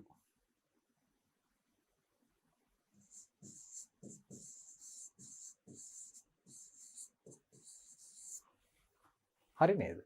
හරි. එහෙමනම් අපි නැවත වතාවක් අපේ ආරම්භක මේ ඩිජිටල් රූපරාමුව දිහා බලමු. මේක ඔයගලන්ට පැහැදිලිද දන්නේ නැහැ. මම මේක කියවන්නම්. සමීප දසුණක් අපි ගන්න බලමු මේකේ. මේ පළවෙනි රූපරාමුව මේ රාජ්‍ය ලාංඡනයේ තියෙනවා. මේකේ කියවෙන්නේ ලෝගෝ එක ශ්‍රී ලංකා විදේශ සේවා නියුක්ති කාර්යාංශය. ශ්‍රී ලංකා. මේ ශ්‍රී ලංකා, ඒ වගේ සිලෝන්, මේ වගේ වචන අපි දන්නේ මේවා එන්නේ ගොඩක් වෙලාවට රාජ්‍ය ආයතන වලට. අපි දන්න කාරණයක්. එහෙමනම් ශ්‍රී ලංකා විදේශ සේවා නියුක්ති කාර්යාංශය. ඒකට මේක දකිනකොට අපිට තේරෙනවා මේ ආයතනේ රාජ්‍ය ආයතනයක් කියලා. හරි? ඒතර අපි දැනන් හිටියේ නෑ මේක සංස්ථාවලට අයිති ආයතනයක් කියලා. අපි දැන් අද අධ්‍යයනය කරන්නේ ඒක තමයි. රාජ්‍ය සංස්ථා යටතේ අපිට හමු වෙන විවිධ රාජ්‍ය ව්‍යාපාර සංවිධාන මොනවද කියලා. මේ මොකක්ද? මේ කන්ටේනර් අංගනයක් වගේ එකක් තියෙන්නේ. මම හිතන්නේ මේක බහලුම් පර්යන්තේ, ජය බහලුම් පර්යන්තේ. කොහෙද මේක තියෙන්නේ අපිට හම්බෙන්නේ? කොළඹ වරායේ. මොකද්ද මේ ලකුණ? මේ නැවක නැංගුරුමකින් අපි මේකෙන් පෙන්ලා තියෙන මේ ලකුණ මොනවද? ශ්‍රී ලංකා වරාය අධිකාරිය. මෙතන තියෙන්නේ අධිකාරිය. මෙතන තියෙන්නේ කාර්යාංශය. මේ මොකක්ද? මේකත් නැවත වතාවක් අධිකාරියක්. මොන අධිකාරියද? කුඩා තේවතු සංවර්ධන අධිකාරිය. එතන මේක මොකටද පිහිටලා තියෙන්නේ කියන එක අපිට මේ ආයතනයේ නමින්ම පේනවා. කුඩා තේවතු සංවර්ධන අධිකාරිය අපේ ලංකාවේ තියෙන ප්‍රධාන අපනයන භෝගයක්, අපේ ආර්ථිකයට විශාල බලපෑමක් කරන අපනයන ආදායම් ගෙන දෙන ශේෂ්ත්‍රයක්. එතකොට මේකට විශාල දායකත්වයක් දෙනවා කවුරුන්ද? මේ කුඩා තේවතු හිමියන්. අපේ ගම්වල සිටින ඔබලාගේ අම්මලා තාත්තලා පොඩි තේවතු හදලා ඒ වලින් යම්කිසි ලබන ආදායම ජාතික ආදායමක් බවට පත් වෙනවා. ඒක හන්දා ජාතික ආදායමට ඔයගොල්ලෝ දායකත්වයක් දක්වනවා. එහෙමනම් ඒව සංවර්ධනය කරන්න තියෙන ආයතනයක් කියන එක අපිට පේනවා අධිකාරියක් කියලා. ඊළඟට මේ මොකද්ද? රාජ්‍ය ලාංඡනය අපිට නැවත වතාවක් හම්බ වෙනවා. මොකද්ද මේක? National Gem and Jewellery Authority. National Gem and Jewellery Authority. මැණික් හා ස්වර්ණාභරණ අධිකාරිය. හරි නේද? එහෙමනම් මේකත් නැවත වතාවක් ලංකාවේ තියෙන මේ විවිධ නිෂ්පාදනය කරන ඛනිජ සම්පත් සංවර්ධනය කරන ආයතනයක්. එතකොට රජයේ විසින් ඒවා සංවර්ධනය කරන්න තියෙන අවශ්‍යතාවය හඳුනාගෙන විශේෂ ආයතනයක් විදිහට මේක පිහිටවලා තියෙනවා. අධිකාරියක් කියන විදිහට රාජ්‍ය සංස්ථාවක් විදිහට පිහිටවගත්ත ආයතනයක්. එතකොට ඒකෙන් කරන්නේ මේ අපේ ස්වර්ණාභරණ නිෂ්පාදකයන්, ඒ වගේම අපේ මැණික් නිෂ්පාදන කරන්නන්, මැණික් ආශ්‍රිත කර්මාන්තයේ යෙදෙන අපගේ ජනතාවට අවශ්‍ය පහසුකම් සලසන්න තමයි මේ වගේ ආයතනයක් පිටලා තියෙන්නේ. අපි දන්නවා ජාත්‍යන්තරයට අපි මේ අපේ රටේ තියෙන මේ මැණික් පිළිබඳ අපි ඒවා හඳුන්වලා දීලා ප්‍රදර්ශන වලට අරන් ගිහිල්ලා අපේ ස්වර්ණාභරණ අපි ප්‍රදර්ශන තියලා අපිට විදේශ විනිමය ලංකාවට ගේන්න පුළුවන්. එහෙමනම් ඒවා අපිට තනි තනියෙන් කරන්න බෑ ව්‍යාපාරිකයන් විදිහට. එහෙමනම් රාජ්‍ය අනුග්‍රහය ඒකට අනිවාර්යයෙන්ම අවශ්‍යයි. එහෙමනම් ඒ වෙනුවෙන් පිටුවාගත්ත රාජ්‍ය සංස්ථාවක් තමයි අපිට මේ හම්බෙන්නේ මේ විදිහට. එතකොට මේ දර්ශනය අපිට හොඳට පුරුදු දර්ශනයක්. අපි කවදාවත් හිතුවද මේකත් සංස්ථාවක් කියලා? මොකද්ද මේ? අපේ ට්‍රැක්ටරේට, අපේ වාහනයට, අපේ කාර් එකට, බස් එකට අපි දන්නවා තෙල් ටික ගහගන්න අපි කොතනටද යන්නේ? අපේ ගමේ තියෙන සෙඩ් එකට, නගරේ තියෙන සෙඩ් එකට. එතකොට ඒක අපි දැනන් හිටියද මේක රාජ්‍ය ව්‍යාපාරයක් කියලා? අපි සමහර විට අපි දැනගෙන ඉන්න ඇති. දැනගෙන හිටියේ නැත්නම් අපි අද දැනගන්නවා. හරි. එතන මේ ලාංඡනයත් එක්ක අපි දන්නවා මේ මොකද්ද? මේකත් එක්ක අපි දන්නවා පෙට්‍රල් ෂෙඩ් එකක් තියෙනවා කියලා. අපේ භාෂාවෙන් කිව්වොත් එහෙම. හරි. කනිජ තෙල් අපිට ලබා ගන්න පුළුවන් තැනක්. මේ තියෙන්නේ. මෙන්න මේක තමයි කෙටියෙන් තියෙන නම්. ලෝගෝ එක. මොකද්ද මේකේ තියෙන්නේ? CPETCO. එහෙම කිව්වට මේකේ තේරුමක් තියනවද? එහෙම තේරුමක් එන්නේ නැහැ. මේක ඉංග්‍රීසි වචනයක් නෙමෙයි. නමුත් මේක අර කෙටි යෙදුමක්. මොකද්ද මේකේ C කියන එකෙන් අපිට එන්නේ මොකද්ද? ශිලෝන්. පෙට් කියන එකේ මොකද්ද තේරුම? අර අපේ තියෙන සුරතල් සතුන් නෙමෙයි. එහෙම නේද? පෙට්‍රෝලියම්. පෙට්‍රෝලියම්. khනිජ තෙල්. CO කියලා කියන්නේ කෝපරේෂන්. CO කියන්නේ කෝපරේෂන් කියන එකට කෙටි යෙදුමක්. එහෙමනම් khනිජ තෙල් නීතිගත සංස්ථාව. හරි නේද? එහෙමනම් එතන මේ වගේ මේ රාජ්‍ය අංශයේ මගින් ක්‍රියාත්මක වන ව්‍යාපාර සංවිධාන වර්ග තියෙනවා. එහෙනම් අපේ මේ රූපරාමයෙන් අපි ඒක තමයි මේකට මූලික අදහසක් ගන්න තමයි අපි පෙන්වුවේ. එතන මේකෙන් මට ඔයගලන්ට පෙන්වන්න තියෙන දේ තමයි ඔයගොල්ලෝ සමීපව ගත්තොත් එහෙම මේවා එකිනෙකට වෙනස්කම් තියෙනවා මේවල ඒ නම් වල. එහෙම නේද? මේක ගත්තොත් එහෙම කාර්යාංශයක්. මේක ගත්තොත් එහෙම අධිකාරියක්. මේකත් අධිකාරියක්. මේක සංස්ථාවක්. ඊට පස්සේ මේ තව එකක් තියෙනවා. මේකත් අධිකාරියක්. මේක බෝඩ් එකක්. ශ්‍රී ලංකා එක්ස්පෝර්ට් ඩෙවලොප්මන්ට් බෝඩ්. මොකක්ද ඒ කියන්නේ? ශ්‍රී ලංකා අපනයන සංවර්ධන මණ්ඩලය. අපි ගොඩක් දේවල් අපනයනය කරන රටක් විදේශ රටවල් වලට අපේ ගොඩක් තියෙනවා නිෂ්පාදන. කෘෂි කාර්මික නිෂ්පාදන තියෙනවා. ඊට පස්සේ අපේ මේ වැවිලි කර්මාන්තයේ නිෂ්පාදන තියෙනවා. ඊට පස්සේ අනෙකුත් නිෂ්පාදන ඇඟලුම් කර්මාන්තය, සම්භාණ්ඩ, ආහාර පාන නිෂ්පාදනය කළා අපි අපනයනය කරනවා. මල්, විසිතුරු දේවල්, අපි විවිධ දේවල්, මැණික්, ස්වර්ණාභරණ, මේ වගේ දේවල් අපි විදේශ රටවලට අපි අපනයනය කරනවා. අන්න ඒක ප්‍රවර්ධනය කරන්න බිහි කරපු ආයතනය. ඒක බෝඩ් එකක්. බෝඩ් එකක් කියලා කියන්නේ. එහෙනම් මොනවද අපි දැන් දැක්කේ මෙතන? අපේ තියෙනවා කොමිෂන් සභා කියලා දේවල් තියෙනවා. මේකේ පෙන්නලා තිබ්බේ නැහැ. මණ්ඩල තියෙනවා. තවදුරටත් තියෙනවා සංස්ථා තියෙනවා. අධිකාරී කියන නමින් එන ඒවා තියෙනවා. කාර්යාංශ කියලා තියෙනවා. එහෙම නේද? එහෙනම් මේ කුමන ආකාරයෙන් අපිට මේවා දක්නට ලැබුණත් මේවායේ ක්‍රියාත්මක වෙන විදිහට යම් යම් වෙනස්කම් ඇති. නමුත් අපිට එච්චර දුරට අපිට අධ්‍යයනය කරන්න නැහැ.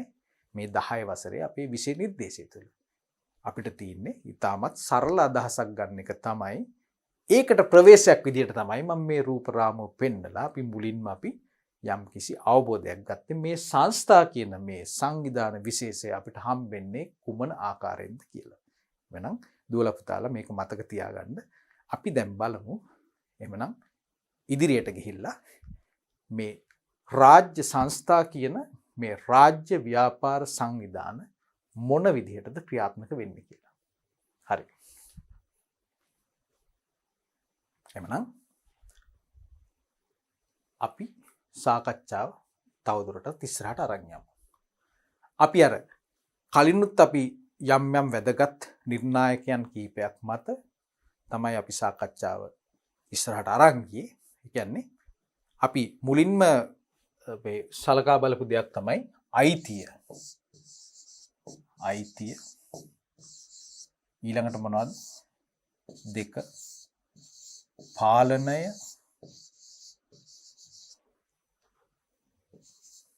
ප්‍රාග්ධනය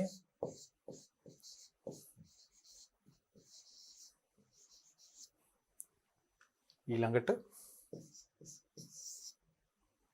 පිහිටුවීම. මේවා තමයි අපිට සොයා බලන්න ඕන කරුණු. මේ සංවිධානයේ කාටද අයිති වෙන්නේ? පාලන කටයුතු කොහොමද සිද්ධ වෙන්නේ? ප්‍රාග්ධනය කොහොමද සපයගන්නේ? මේක පිහිටුවන්නේ කොහොමද? ඒකට පනතක් තියනවද? නීතියක් තියනවද? යන ආදී කාරණා. එමනම් රාජ්‍ය සංස්ථාවක් කියන්නේ අපි මුලින් කිව්ව විදිහට මේක ලාභ ලැබීමේ අපේක්ෂාවෙන් තොරව සමාජ සුබ සාධනය සඳහා ව්‍යාපාර ආකාරයෙන් කටයුතු කරන ආයතන විශේෂයක්. ඒක මතක තියාගන්න. මේක ව්‍යාපාර ස්වරූපයෙන් තමයි යන්නේ. නමුත් මුඛ්‍ය පරමාර්ථයේ ලාභ ලැබීම නෙවෙයි. එමනම් මොනවද ඒ පරමාර්ථ? ඒ පරමාර්ථ කොහොමද අපි තීරණය කරන්නේ? එහෙම නේද? එතකොට කොහොමද මේ සංස්ථාවක් පිහිටවන්නේ? එතන මේ රාජ්‍ය සංස්ථාවක් ගත්තයින් පස්සේ අපේ මේ සමාජීය සුබ සාධනය තමයි මේවලත් මුඛ්‍ය අරමුණ. එතන මේවා බොහෝ විට අයිති වෙන්නේ කාටද? රජයට. 100%ක්ද? 95ක් 90ක්? මේ ආයතනය බිහි කරන්නේ නිර්මාණය කරන්නේ රජය. බොහෝ විට රජය 100%ක් අයිතිය තියාගන්න. හැබැයි අපිට සමහර සංවිධාන දකින්නවා යම් කිසි ප්‍රතිශතයක් පුද්ගලික අංශේ අය අයිති වෙන්න පුළුවන්. එහෙම නැත්නම් විදේශ රටකට අයිති වෙන්න පුළුවන්. අපිට පුළුවන් අපේ රටේ සුබසිද්ධිය සඳහා යම් යම් ව්‍යාපෘති වෙනත් රටක් සමග එකතු වෙලා අපිට මේ රාජ්‍ය සංස්ථාවක් පිහිටවන්න. අපි ඒ වගේ උදාහරණ දැකලා තියෙනවා. අපි ඇතැම් අවස්ථාවල දැකලා තිනවා අපේ ගුවන් තොටුපළ අපි විදේශ සමාගම් එක්ක බද්ධ ව්‍යාපාර විදිහට අපි කටයුතු කරලා තිනවා. ඒ වගේම අපේ ගෑස් ගත්තොත් එහෙම අපේ සෙල් ගෑස් එක අපි දැක්ක එක්තරා කාලයක අපි විදේශ රාජ්‍යයක් එක්ක එකතු වෙලා අපි ක්‍රියාත්මක කරනවා. අපි තෙල් ගත්තත් කංජ තෙල් ගත්තත් අපි දක්නවා සමහර දේවල් අපේ මේ විදේශ රටක සහභාගීත්වයෙන් අපි මේ දේවල් යම් කිසි කොටසක් අපි ක්‍රියාත්මක කරනවා. IOC ගත්තොත් එහෙම. අපි දන්නවා කන්ජ තෙල් නීතිගත සංස්ථාවේ සෙට් තියෙනවා. IOC කියලා එකකුත් තියෙනවා. අර තැඹිලි පාට වගේ එන එකක්. මොනවද? ඒ කියන්නේ ලක් රජයත් විදේශ රටවලුත් එක්ක ඉන්දියාවත් එක්ක එකතු වෙලා ක්‍රියාත්මක වෙන ආයතනයක්.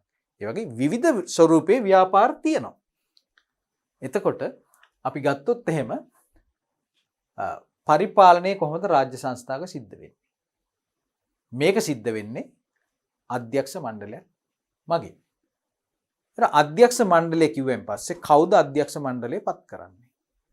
මේකේ අයිතිය තියෙන්නේ අපේ රජයට නම් රජයෙන් තමයි සභාපතිවරයෙක් පත් කරන්නේ, අධ්‍යක්ෂ මණ්ඩලයක් පත් කරන්නේ. ඒතර අධ්‍යක්ෂ මණ්ඩලයක් කියනකොට අපිට මතක් වෙන තවත් සංවිධාන තිබ්බා අධ්‍යක්ෂ මණ්ඩලයක් විසින් පරිපාලනය කරන. අපිට ඒව මතකද? මොනවද අධ්‍යක්ෂ මණ්ඩලයක් හිටියේ? අපි දැන් මොහොතකට ඉස්සෙල්ලා කතා කරපු සම්පකාර සමිතිය වල අධ්‍යක්ෂ මණ්ඩලයක් හිටියා. ඒ වගේම අපි ඊට ඉස්සෙල්ලා අපි කතා කරපු සංස්ථාපිත සමාගම් වල අධ්‍යක්ෂ මණ්ඩලයක් හිටියා. නමුත් වෙනස තමයි ඒ අධ්‍යක්ෂ මණ්ඩලය පත් වෙන්නේ අතනනම් අපි සමාජිකයන්ගේ ඡන්දයෙන් සම්පකාර සමිතිය වල පුද්ගලික සමාගම් වල නම් ඒගොල්ලෝගේ තියෙන හිමිකාරත්වය අයිතිය මත ප්‍රධාන වශයෙන් ෂෙයාර්ස් අයිති අයට කොටස් අයිති අයට අධ්‍යක්ෂවරු වෙන්න පුළුවන් සමාගමේ. නමුත් මේ වගේ සංස්ථාවක් ගත්තොත් එහෙම අධ්‍යක්ෂ මණ්ඩලය පත් කරන්නේ දුවේ පුතේ රජයේ විසින්. රජය කියලා කියන්නේ අපේ පරිපාලන ව්‍යුහය විසින් තමයි සභාපතිවරයා සහ අනෙකුත් අධ්‍යක්ෂවරුන් පත් කරන්නේ. ඔවුන් තමයි මේ ව්‍යාපාරයේ පරිපාලන කටයුතු කරන්නේ. ඊළඟට කොහොමද රාජ්‍ය සංස්ථාවක් ආරම්භ කරන්නේ?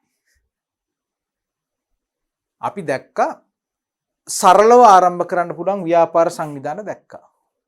ලේසියෙන්ම මොකද්ද ආරම්භ කරන්න පුළුවන් සංවිධානය? කවුද කියන්නේ? ලේසියෙන්ම ආරම්භ කරන්න පුළුවන් සංවිධාන විශේෂය තමයි තනි පුද්ගල ව්‍යාපාර. මොකද නීතියේ මැදිහත් වීම ඉතාමත් අවමයි. එහෙම නේද?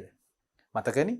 ලියාපදිංචියක් කරන්න අවශ්‍ය වෙන්නේ අර ව්‍යාපාරයේ නම වෙනස් වුණොත් විතරයි. අයිතිකරුගේ නමින්. එහෙම නැත්නම් ලියාපදිංචියක් අවශ්‍යම නැහැ. ඒ වගේ. එහෙමනම් සංස්ථාවක් කොහොමද අපි ආරම්භ කරන්නේ? අපි ඒ ගැන තමයි කතා කරන්නේ. සංස්ථාවක් ආරම්භ කරන්න විශේෂ එහෙම නැත්නම් පොදු පනතක් තියෙන්න ඕන. පනත් කියලා කියන්නේ මේ පාර්ලිමේන්තුව විසින් සම්මත කරන අනපනත්. ඒ කියන්නේ රටේ නීතිය කියන එක හැදෙන්නේ එතනින් තමයි. නීතිය සම්පාදනය කරන්නේ ව්‍යවස්ථාදායකය. ව්‍යවස්ථාදායකය කියන්නේ පාර්ලිමේන්තුව. ඒක හන්ද මේ අපිට මේවා ගැන කතා කරන්න නැහැ.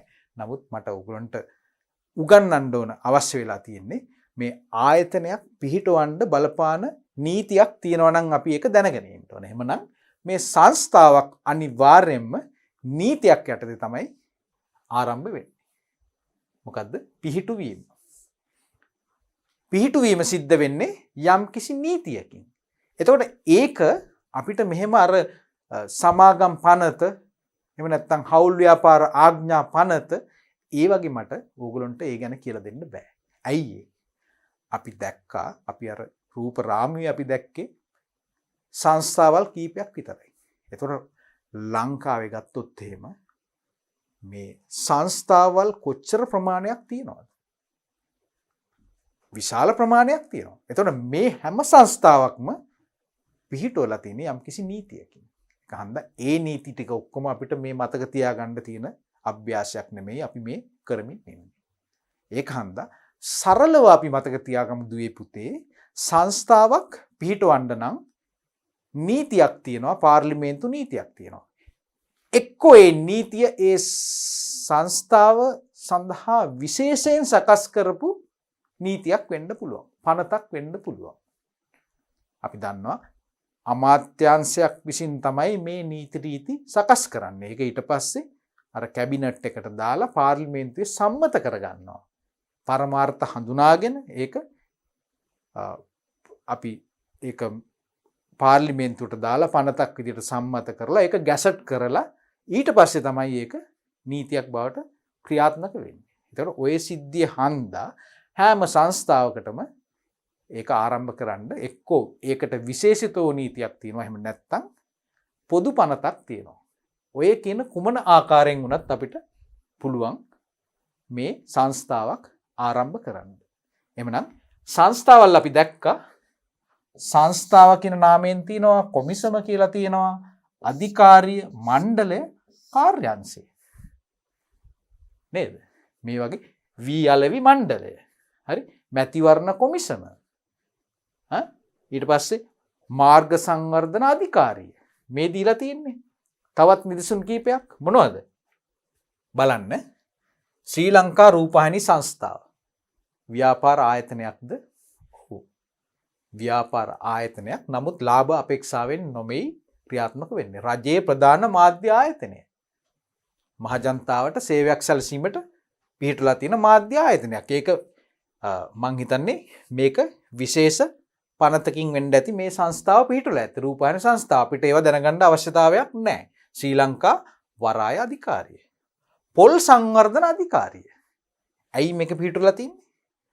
ලංකාවේ ප්‍රධාන අපනයන භෝගයක් වගේම දේශීය පරිභෝජනය සඳහා පොල් නිෂ්පාදනය කරන ඒ සඳහා අවශ්‍ය පහසුකම්, සුබ සාධනය, ආධාර දෙන යන්ත්‍රණය ක්‍රියාත්මක කරන ආයතන තමයි පොල් සංවර්ධන අධිකාරිය. ඒ වගේම අපි දැකලා තිනවා පොල් වගා කිරීමේ මණ්ඩලය කියලා ආයතනයකුත් තියෙනවා මීට අමතරව. පොල් වගාව ප්‍රවර්ධනය කරන්න අවශ්‍ය සහන ආධාර දෙන්න, තාක්ෂණික දැනුම දෙන්න පිහිටවපු තවත් රාජ්‍ය සංස්ථාවක්. රාජ්‍ය ඖෂධ නීතිගත සංස්ථාව. විදේශ සේවා නියුක්ති කාර්යාංශයේ කෘෂි රක්ෂණ මණ්ඩලය. බලන්න කොච්චර සංස්ථාවල් අපිට හම්බෙනවද මේ රාජ්‍යංශේ. එතන මේ කුමන අංශයක් ගත්තත් අපිට මේවා ඔක්කොම ක්‍රියාත්මක වෙන්නේ දුවේ පුතේ සමාජ සුබසාධනීය අරමුණ ප්‍රමුඛ කරගෙන තමයි මේවා ක්‍රියාත්මක වෙන්නේ. එතකොට මේකේ තියෙන ලක්ෂණ තමයි අපි මේ කතා කරේ.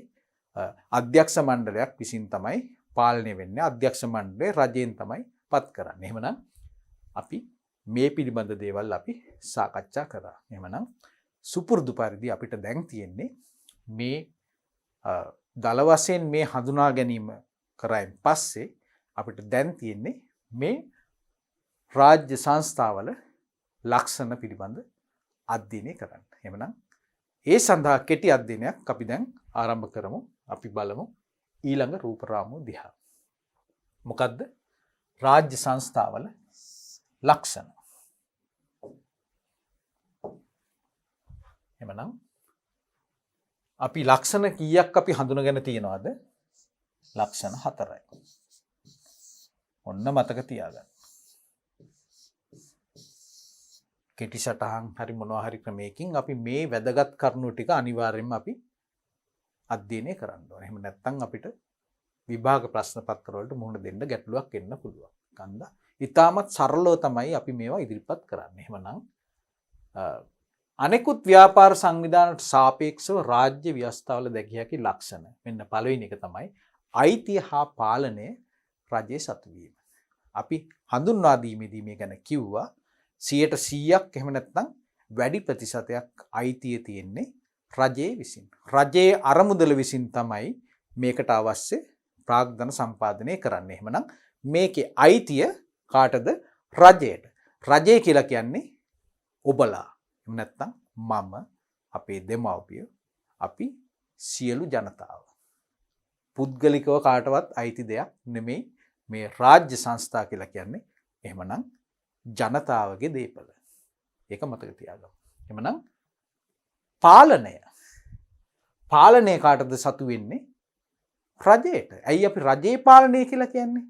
අපි කතා කරා කවුද මේ තීන්දුව తీරන ගන්නේ පාලන කටයුතු කරන්නේ? අධ්‍යක්ෂ මණ්ඩලයක්.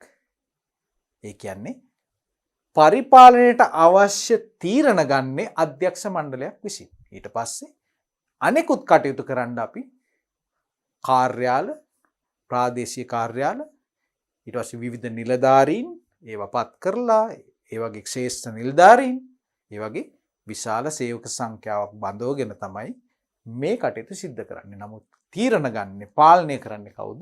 අධ්‍යක්ෂ මණ්ඩලයක් විසින් රජයේ මගින් පත් කරනු ලබන. එමනම් ඒක තමයි පළවෙනි ලක්ෂණය. දෙවෙනි එක තමයි නෛතික පුද්ගල භාවයක් තිබීම. අන්න වැදගත් දෙයක්. හරි? මීට ඉස්සෙල්ලා අපි නෛතික පුද්ගල භාවයක් හම්බෙන සංවිධානයක් ගැන කතා කරා. කාට හරි මතකද? නෛතික පුද්ගල භාවයක් කියන්නේ මොකක්ද කියන එක අපි දැනටමත් දන්නවා. ඔබලාට ඒක මතක් කරන්න පුළුවන්ද? මම විශ්වාස කරනවා මේ වෙනකොට හැමෝම දන්නවා කියලා නෛතික පුද්ගල භාවය කියන එකේ තේරුම. නෛතික පුද්ගල භාවයක් කියන්නේ හරියට අර අපි පුරවැසියෙක් විදිහට අපිට ඩෙන්ටිටි කාඩ් එකක් හම්බෙලා අපිට පුළුවන් නඩු දාන්න, අපිට අපේ නමින් නඩු වට ගන්න පුළුවන්. කැමැත්තෙන් නෙමෙයි, නමුත් නඩුවක් දැම්මොත් එහෙම කවුරු හරි ඒ වගේ නීතිය ඉදිරියේ අනන්‍යතාවයක් තියෙනවා නම් පුද්ගලයෙක් විදිහට ඒවට විතරයි අපි කියන්නේ නෛතික පුද්ගලභාවයක් තියෙන ආයතන කියලා. එතකොට අපි දැක්කද හවුල් ව්‍යාපාර, තනි ව්‍යාපාර වලට නෛතික පුද්ගලභාවයක් තිබ්බද නැත. නමුත් අපිට හම්බුණා මේ සමාගම් කියන ආයතන විශේෂයට නෛතික පුද්ගලභාවයක් තියෙනවා. නීතිය ඉදිරියේ පුද්ගලික අනන්‍යතාවයක් තියෙනවා කියලා අපි හඳුනගත්තා. එහෙමනම් මේ සංස්ථාවක් ගත්තත් එහෙම අන්න නෛතික පුද්ගල භාවයක් තියෙනවා. ඒ කියන්නේ මොකද්ද? රාජ්‍ය සංස්ථා නීතිමය කටයුතු වලදී වෙනම පුද්ගල භාවයක් පවතී. හරි නේද? තුන්වෙනි කාරණේ තමයි විශේෂ පනතක් හෝ පවත්නා පොදු පනතක් යටතේ ආරම්භ කළ හැක.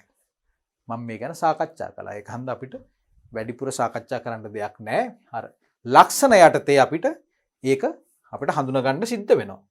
අකණ්ඩ පැවැත්මක් තිබීම අන්න අකණ්ඩ continuity business continuity හරි ඇයි එහෙම වෙන්නේ මොකද්ද අකණ්ඩ පැවැත්මක් කියලා කියන්නේ අපි ඔන්න මම දැන් ආයෙත් මතක් කරනවා තනි පුද්ගල ව්‍යාපාරයක් තිබ්බත් හවුල් ව්‍යාපාරයක් තිබ්බත් අපි දැක්කා ඒ ව්‍යාපාරිකයා උමතු වුණොත් එහෙම නැත්නම් ඔහු මිය ගියොත් ඔත්පල වුණොත් අපි කිව්වා එතනින් එම ව්‍යාපාරේ අවසන්. ඒක තවදුරටත් ඉස්සරහට අරන් යන්න බෑ. ඇයි?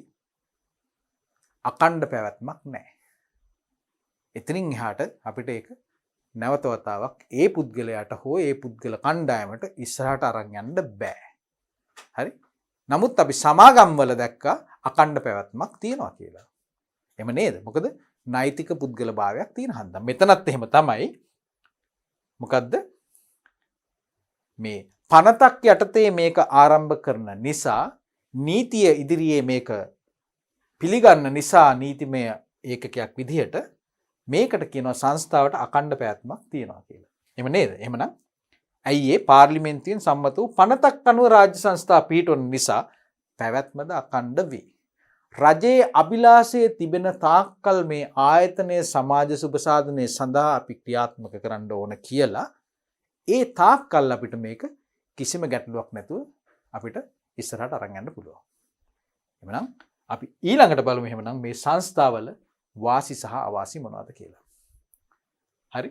ඒ යටතේ අපිට වාසි තුනක් අපිට හඳුනා ගන්න පුළුවන්. ඒ වගේම අවාසි දෙකක් අපිට හඳුනා ගන්න පුළුවන්. මොනවද මේ? අත්‍යවශ්‍ය සේවා සම්පාදනය සඳහා උචිත වීම. අන්න දන්නවද?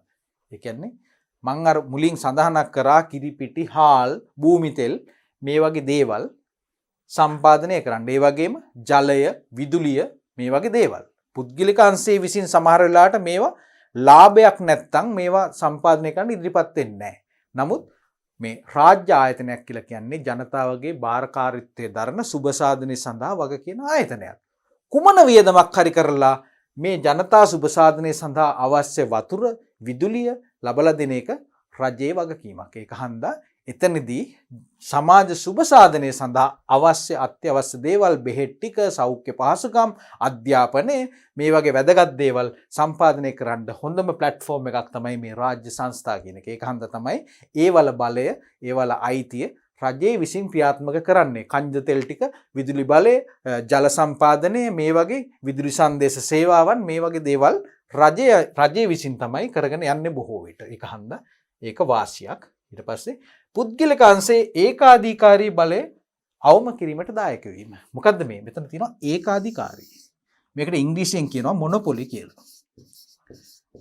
මොකද්ද ඒකාධිකාරී කියලා කියන්නේ? අපිට ඕගොල්ලන්ට දුවලා පුතාලාට මේක අලුත් වචනයක්. ඒ කියන්නේ යම්කිසි දෙයක් කරන්න ඒකාධිකාරී කියලා කියන්නේ විශාල බලයක් හම්බෙනවා නම් බලපෑම් කරන්න. ඒක එච්චර හොඳ දෙයක් නෙමෙයි. මොකක් හරි තීරණයක් ගන්න මට කැමති දේ නම් මට කරන්න පුළුවන්.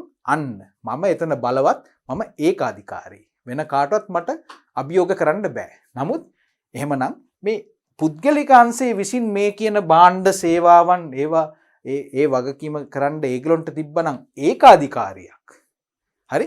එතකොට මොකද්ද සිද්ධ වෙන්නේ? ජනතා සුභසිද්ධිය කවදාවත් ඉෂ්ට වෙන්නේ නැහැ. එතකොට ඕන් ක්‍රියාත්මක වෙන්නේ ඔවුන්ගේ ලාභ අපේක්ෂාව කියන පරමාර්ථයෙන්. එහෙමනම් රාජ්‍ය අංශය විසින් ඒ වගේ වැදගත් කාර්යයන් ඔක්කොම තමන්ගේ යටතට තමයි අරගෙන තියෙන්නේ. ඒ අනුව ජනසා සුභසිද්ධිය සඳහා අවශ්‍ය කටයුතු කරන්න හොඳම තැනක් තමයි මේ රාජ්‍ය සංස්ථා කියන එක. ඊළඟ එක තමයි ලාභය මහ ජනතාව සතු වීම. මේ වගේ ආයතන ක්‍රියාත්මක වෙලා යම්කිසි ලාභයක් උපය ගත්තොත් එම මේ ආයතන ලාභ අපේක්ෂාවෙන් තොරව ක්‍රියාත්මක වුණත් යම්කිසි ලාභයක් තියෙනවා නම් ඒක නැවත වතාවක් එක්කෝ ඒ ආයතනයේ සුබ සිද්ධියට එහෙම නැත්නම් ඒ ඉතුරු වෙන ලාභය අපි කොහෙටද යවන්නේ? රජයේ ඒකාබද්ධ අරමුදල. රජයේ තියෙන මුදල් තියෙන එකතු වෙන තැන තමයි ඒකාබද්ධ අරමුදල. ඒකාබද්ධ අරමුදල කියලා කියන්නේ නැවත වතාවක් දරුවනේ රජයේ ජනතාවගේ සුබ සාධනය සඳහා, අධ්‍යාපනය සඳහා, සෞඛ්‍ය සඳහා, මහා මාර්ග සඳහා අවශ්‍ය අරමුදල් වෙන් කරන අරමුදල තමයි රජයේ අරමුදලට තමයි ඒකාබද්ධ අරමුදල කියන්නේ. එහෙමනම් මේ ප්‍රතිලාභ නැවත වතාවක් ඔබටත් මටත් තමයි හිමි වෙන්නේ. ඒකන්ද තමයි ඒක වාසියක් විදිහට අපි හඳුනගන්නේ. අවාසි විදිහට අපිට කතා කරන්න පුළුවන් අවාසි දෙකක් ගැන. එකක් තමයි තීරණ ගැනීමේ ස්වාධීනත්වයක් නැතිවීම. ඇයි ඒ? අධ්‍යක්ෂ මණ්ඩලයක් විසින් පරිපාලන කටයුතු කරාට දුවේ පුතේ අපිට මේ රජයේ තියෙන නීති රීති රෙගුලාසි වලට ඒවයින් පිට වැඩ කරන්න බෑ. මොකද පාර්ලිමේන්තු පනතකින් මේවට අවශ්‍ය ව්‍යවස්ථාවක් එක්ක තමයි දීලා තියෙන්නේ. එහෙම හන්දා අපිට නම්‍යශීලී විදියට තීරණ ගන්න බෑ. ඒ අනපනත් ඒ නීති රෙගුලාසි ආපහු වෙනස් කරන්නේ නැත්නම් අධ්‍යක්ෂ මණ්ඩලයක් හිටියත් ඒගොල්ලන්ට අවශ්‍ය හොඳ හෝ නරක තීරණ හැම අවස්ථාවෙම ගන්න බැරි වීම මේකේ අවාසියක්. ඒක පොඩ්ඩක් අපි සරලව මතක තියාගමු. අනිත් එක තමයි රජයේ මූල්‍ය රෙගුලාසි වලට යටත් තියෙන්නේ. මේ කරන වියදම් ඔක්කොම ඒවට මේ රජයේ ආයතන සංග්‍රහය කියලා එකක් තියෙනවා. ඒක යටතේ සංස්ථාවලට අදාළව ඒ සංස්ථාවේ පනත යටතේ නිකුත් කරලා තියෙන ඒ මූල්‍ය රෙගුලාසි තියෙනවා. ඒවා විගණනය කරන්න ඕනේ. ඒ වගේ ඒවට යටත්ව තමයි අපිට මේ රාජ්‍ය සංස්ථාවක ඒ සියලු කටයුතු කරන්න පුළුවන්. ඒක හන්දා අපිට නිදහස අඩුයි, ස්වාධීනත්වය අඩුයි රාජ්‍ය සංස්ථාවක පරිපාලන කටයුතු කිරීමේදී. එහෙමනම් රාජ්‍ය සංස්ථාවල වාසි අවාසි සාකච්ඡා කිරීමත් සමග මේ රාජ්‍ය සංස්ථා කියන සාකච්ඡාව අවසන් වෙනවා. හොඳයි. එහෙමනම් අපගේ අවසාන මාතෘකාව රාජ්‍ය ව්‍යාපාර සංවිධාන අපි දැන් ආරම්භ කරන්නේ රාජ්‍ය දෙපාර්තමේන්තු. government departments. හරි?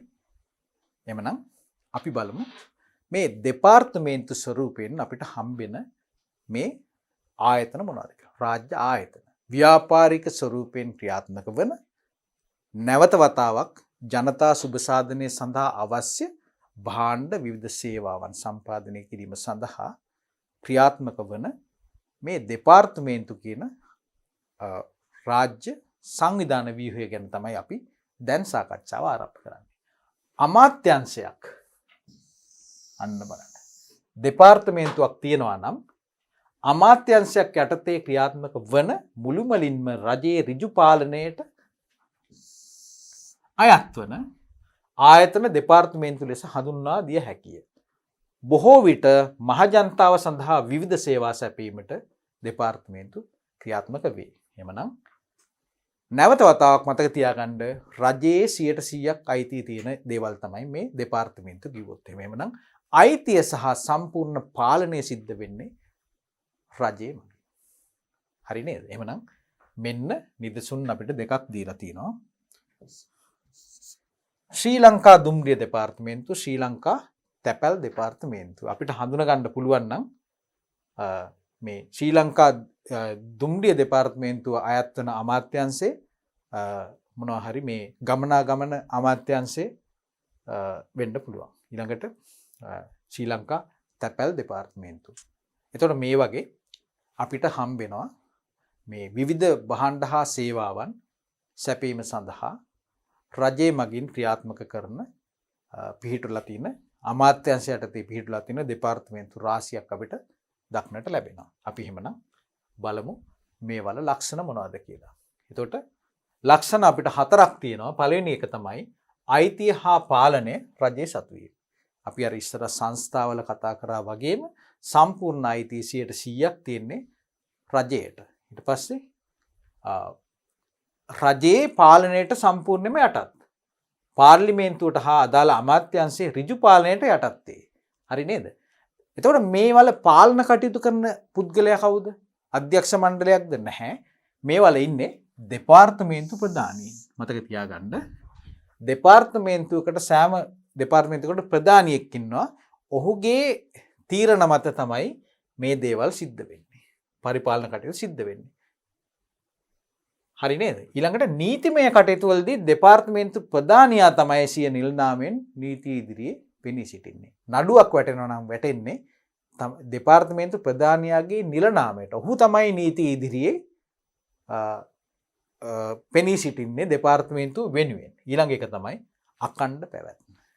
ඇයි රජයේ නීතියක් අනුව මේවා පාර්ලිමේන්තු නීතියක් අනුව මේවා පිහිටවන නිසා මේකට අකණ්ඩ පැවැත්මක් තියලා තියෙනවා කියලා අපි කියනවා. එතකොට අපි දැක්කර දුම්රිය දෙපාර්තමේන්තුව, තැපැල් දෙපාර්තමේන්තුව මේවා ජන ජීවිතයට ඉතාමත් වැදගත් සේවාවන්. අපි දන්නවා අදටත් මේ ප්‍රවාහන ශේෂ්ත්‍රය ගත්තොත් එහෙම, ප්‍රවාහන අමාත්‍යාංශය යටතේ ක්‍රියාත්මක කරන මේ දුම්රිය සේවය ගත්තොත් එහෙම අපිට ඉතාමත් සහනදායී ජනතා සුබසාධනයේ වෙනුවෙන් කටයුතු කරන ආයතනයක්. කාර්යාල දුම්රිය සේවාවන් පවත්වාගෙන යන සහනදායී මිලකට දුම්රිය සේවාව තියෙනවා. ඊට පස්සේ බස් සේවාව, ලංගම බස් සේවාව තියෙනවා. මේ වගේ ජනතා සුබසිද්ධිය සඳහා ඉතාමත් සහන මිලක් අය කරලා තමයි මේ වල සේවාවන් ක්‍රියාත්මක වෙන්නේ. ඒ වගේම ඒක නිසා අපි කියනවා අකණ්ඩ පැවැත්මකුත් තියෙනවා කියලා.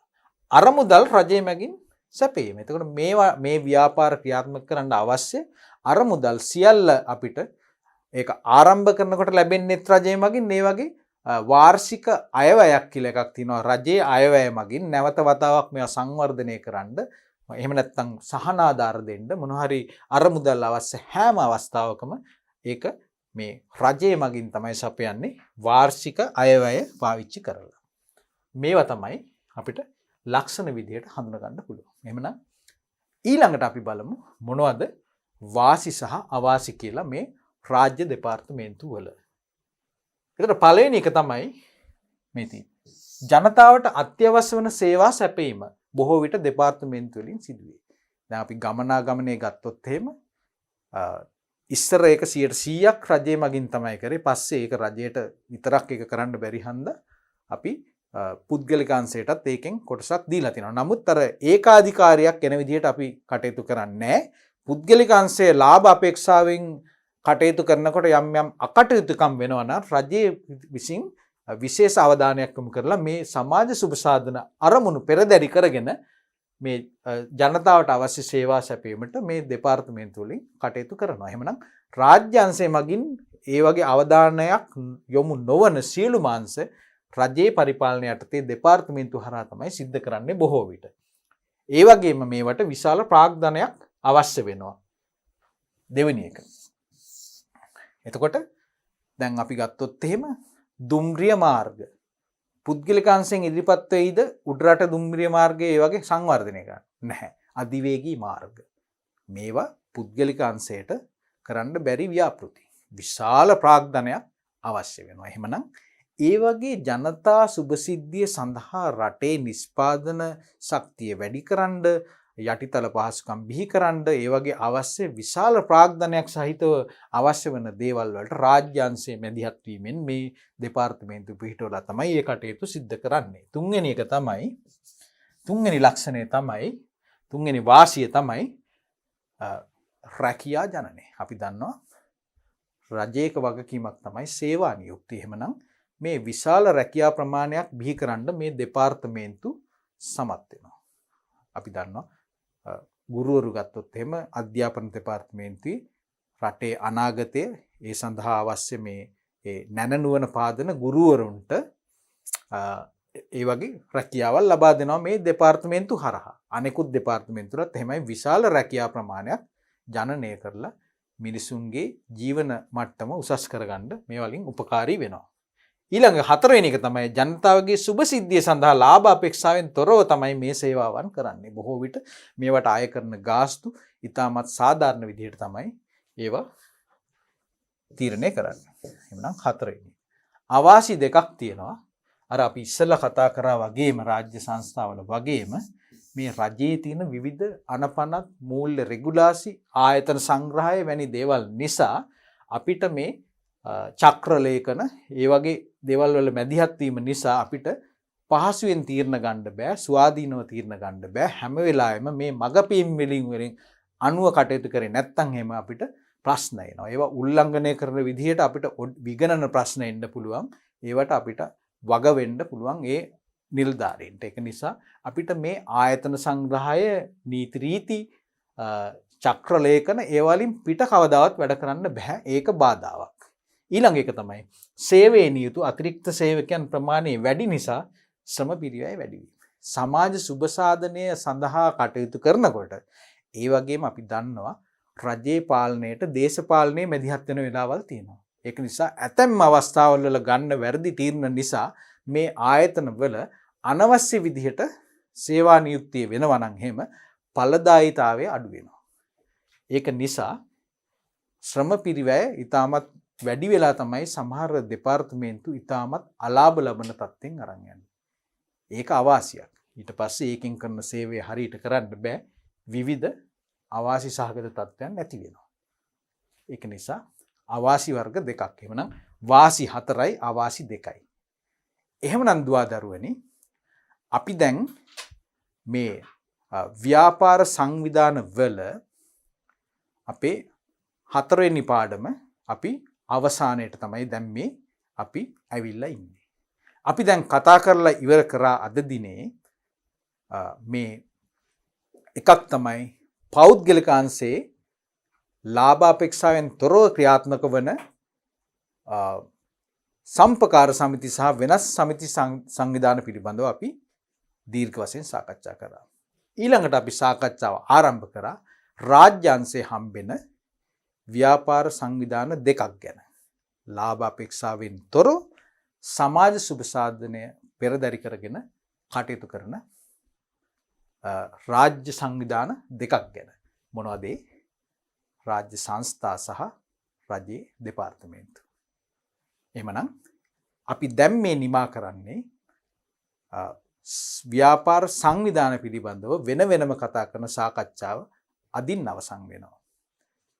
එහෙමනම් අපිට ඊළඟ සාකච්ඡාව තමයි මේ පාඩමේම ඊළඟට අපිට කරන්න තියෙන සාකච්ඡාව තමයි ව්‍යාපාර සංවිධාන වර්ගයක් තෝරා ගැනීම. අපිට ගැළපෙන සුදුසු ව්‍යාපාර සංවිධාන වර්ගයක් තෝරා ගැනීමේදී අපි සලකා බලන කරුණු නිර්ණායකයන් මොනවද කියලා.